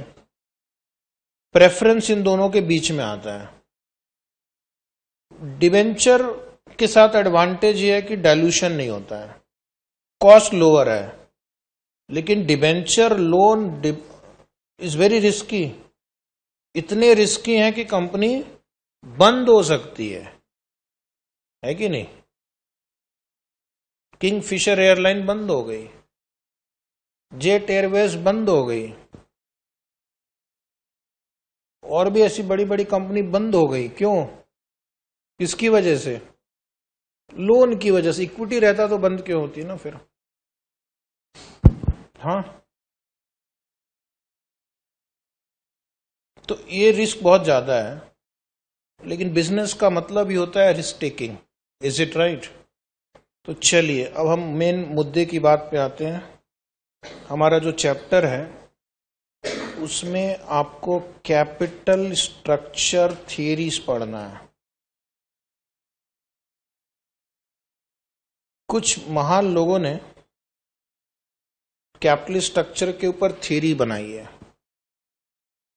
तो जब तक ये थियरी में जो अजम्पशन सही होंगे तब तक ये थियरी सही है, लेकिन अगर अजम्पशन सही नहीं हुए तो थियरी अप्लाई नहीं कर सकते हम।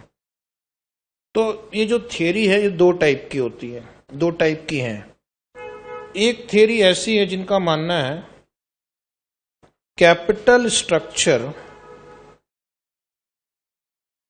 अफेक्ट्स WACC और वैल्यू ऑफ फर्म। और एक दूसरी कैपिटल स्ट्रक्चर थ्योरीज है, एक और ग्रुप ऑफ थिंकर्स है, उनका मानना है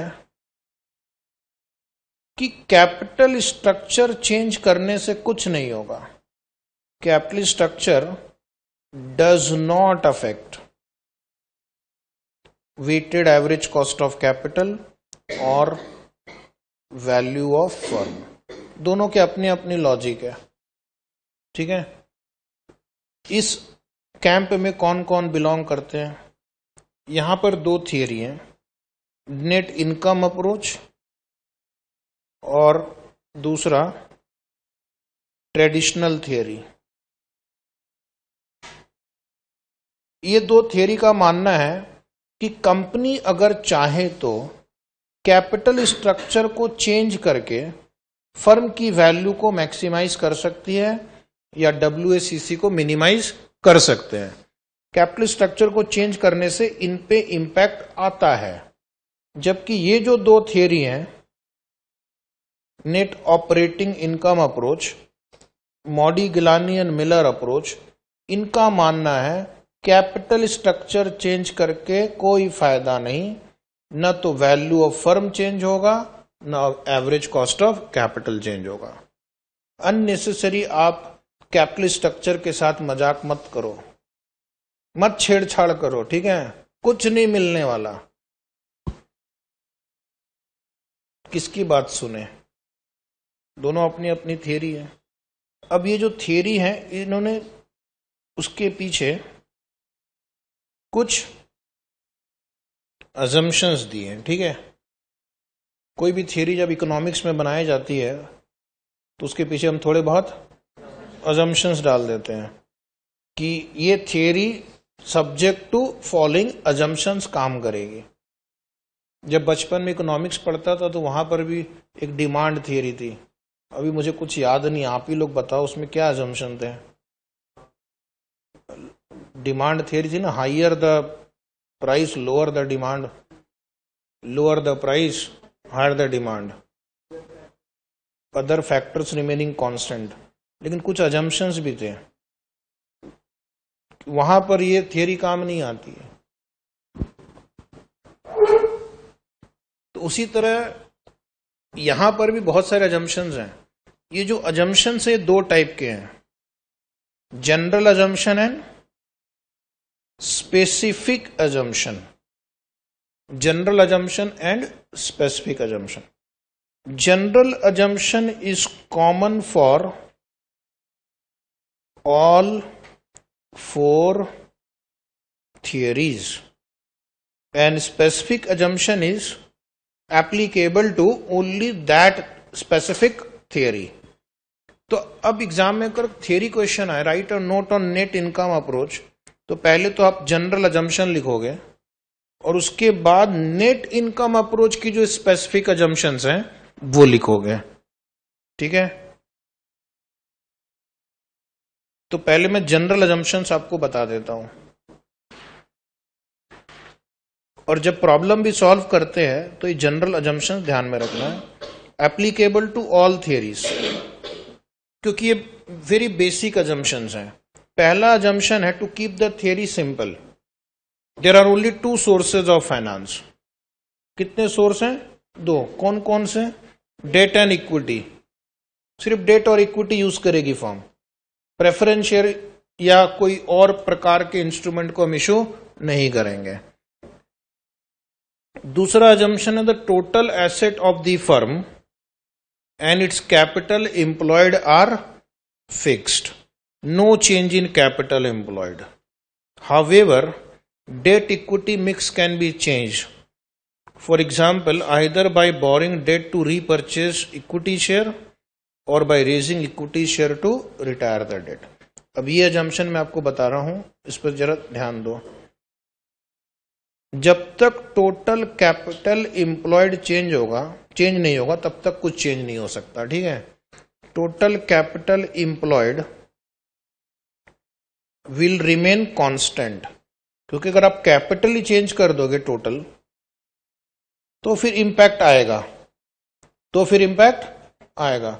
10 करोड़ से बिजनेस करेंगे और 40 करोड़ से बिजनेस करेंगे तो इंपैक्ट आएगा ना हमारे प्रॉफिट में, लेकिन इंटरनली ये चेंज हो सकते हैं।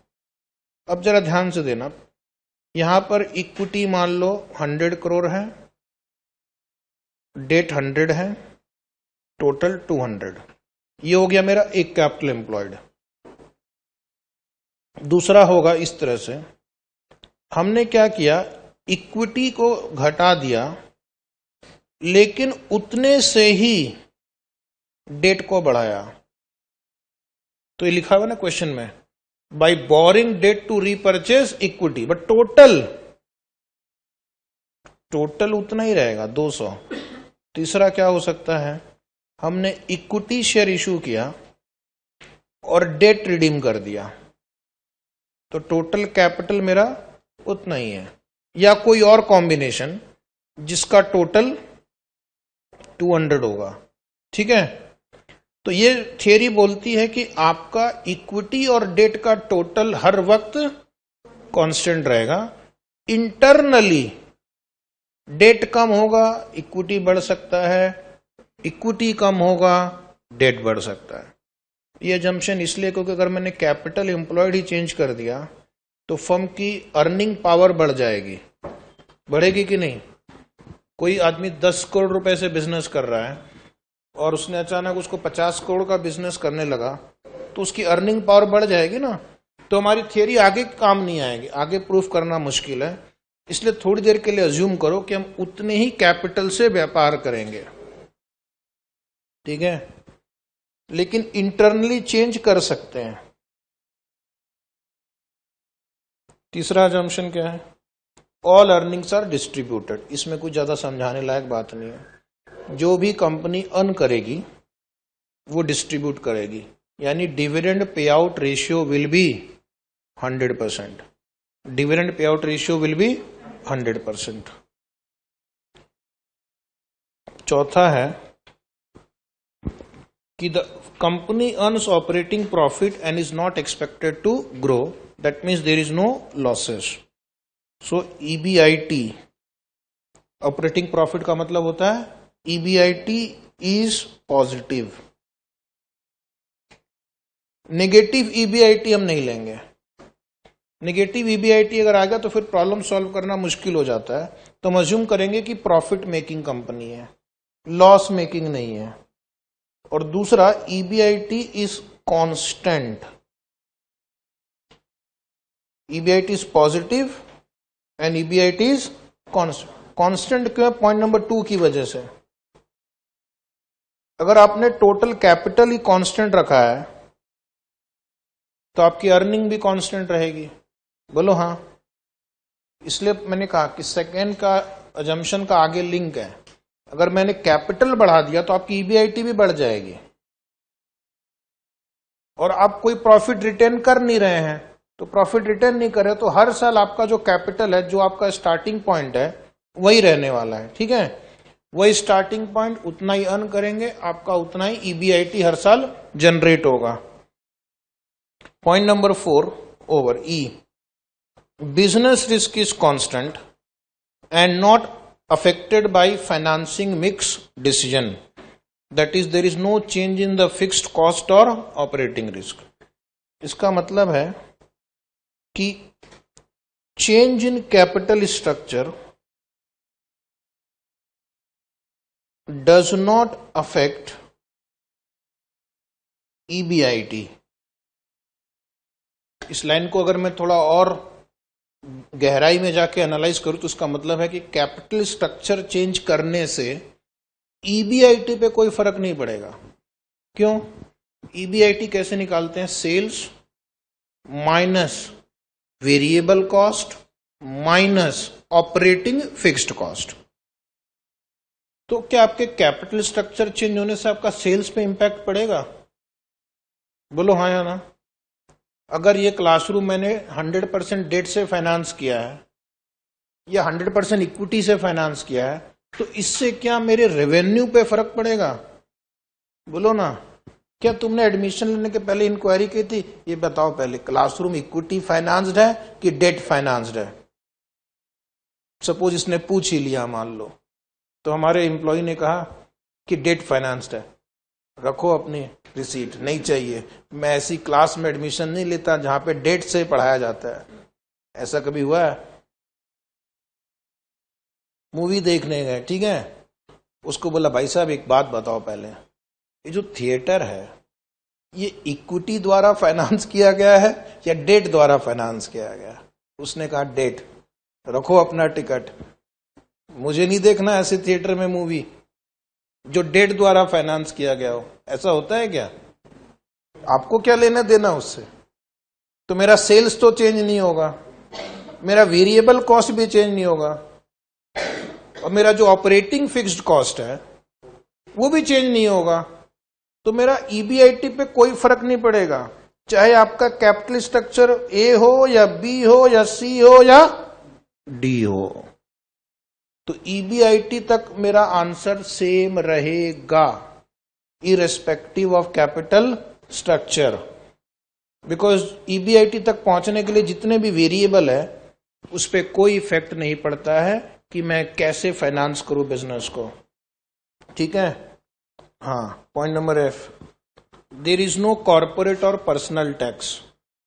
तो ये जो अजम्पशन जो एफ है, थोड़ी देर के लिए अज्यूम करना है कि ना तो इंडिविजुअल को टैक्स पर पे करना है ना कॉर्पोरेट को टैक्स पे करना है, लेकिन बाद में हम इस अजम्पशन को निकाल देंगे। ठीक है, और जब बाद में हम इस अजम्पशन को निकालेंगे तो फिर हमें हमारे कैलकुलेशन में थोड़ा चेंज लाना होगा, ध्यान रखना।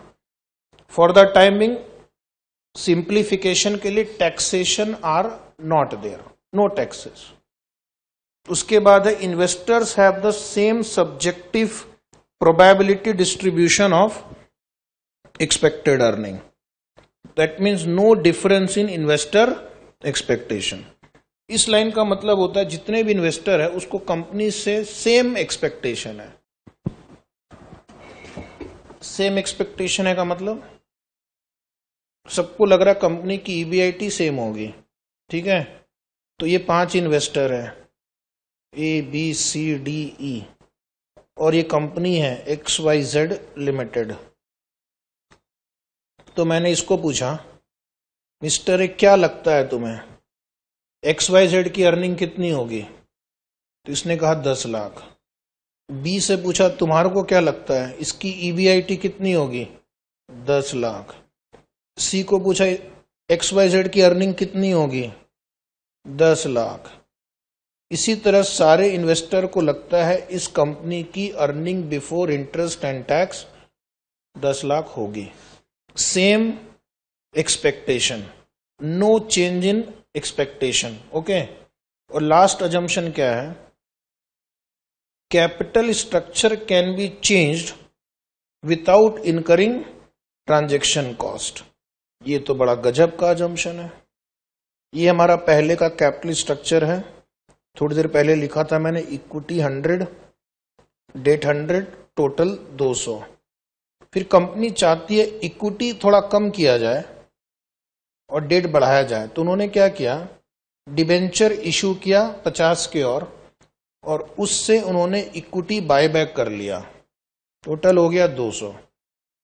ये जो लास्ट वाला अजम्पशन है उसका मानना है कि इस कैपिटल स्ट्रक्चर से इस कैपिटल स्ट्रक्चर बी में जब आप मूव करेंगे तो इसके लिए कोई कॉस्ट इनकर नहीं करना होगा। क्या ऐसा पॉसिबल है? क्या कॉस्ट इनकर करना पड़ेगा? हाँ, ऑफ कोर्स इशू एक्सपेंसेस लगेंगे। डिबेंचर को इशू करने का इशू एक्सपेंस लगेगा और इक्विटी को बायबैक करने का भी कुछ कॉस्ट लगता है ना। ऐसा थोड़ी कि सब शेयर होल्डर के नाम पे एक NEFT कर दिया हो गया, उसकी प्रोसेस है। बायबैक का भी एक प्रोसेस है ना, आपने कंपनीज एक्ट में पढ़ा, सेक्शन 68, 69, 70। पहले स्पेशल रेजोल्यूशन पास करेंगे, सबको नोटिस जाती है, उसके बाद उनके ऑफर्स आते हैं, फिर कंपनी बैठ के उसको एनालाइज करती है किसको कितना बायबैक करना है। तो इन सबके पीछे बहुत हमारा लीगल एक्सपेंसेस लगता है, ठीक है।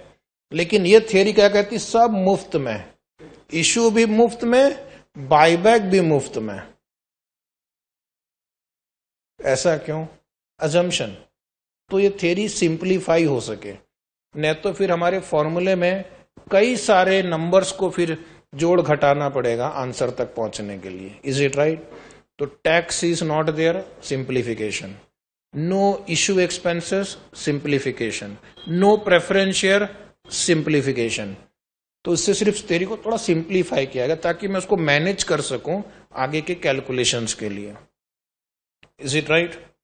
तो अभी हम लेंगे एक छोटा सा ब्रेक।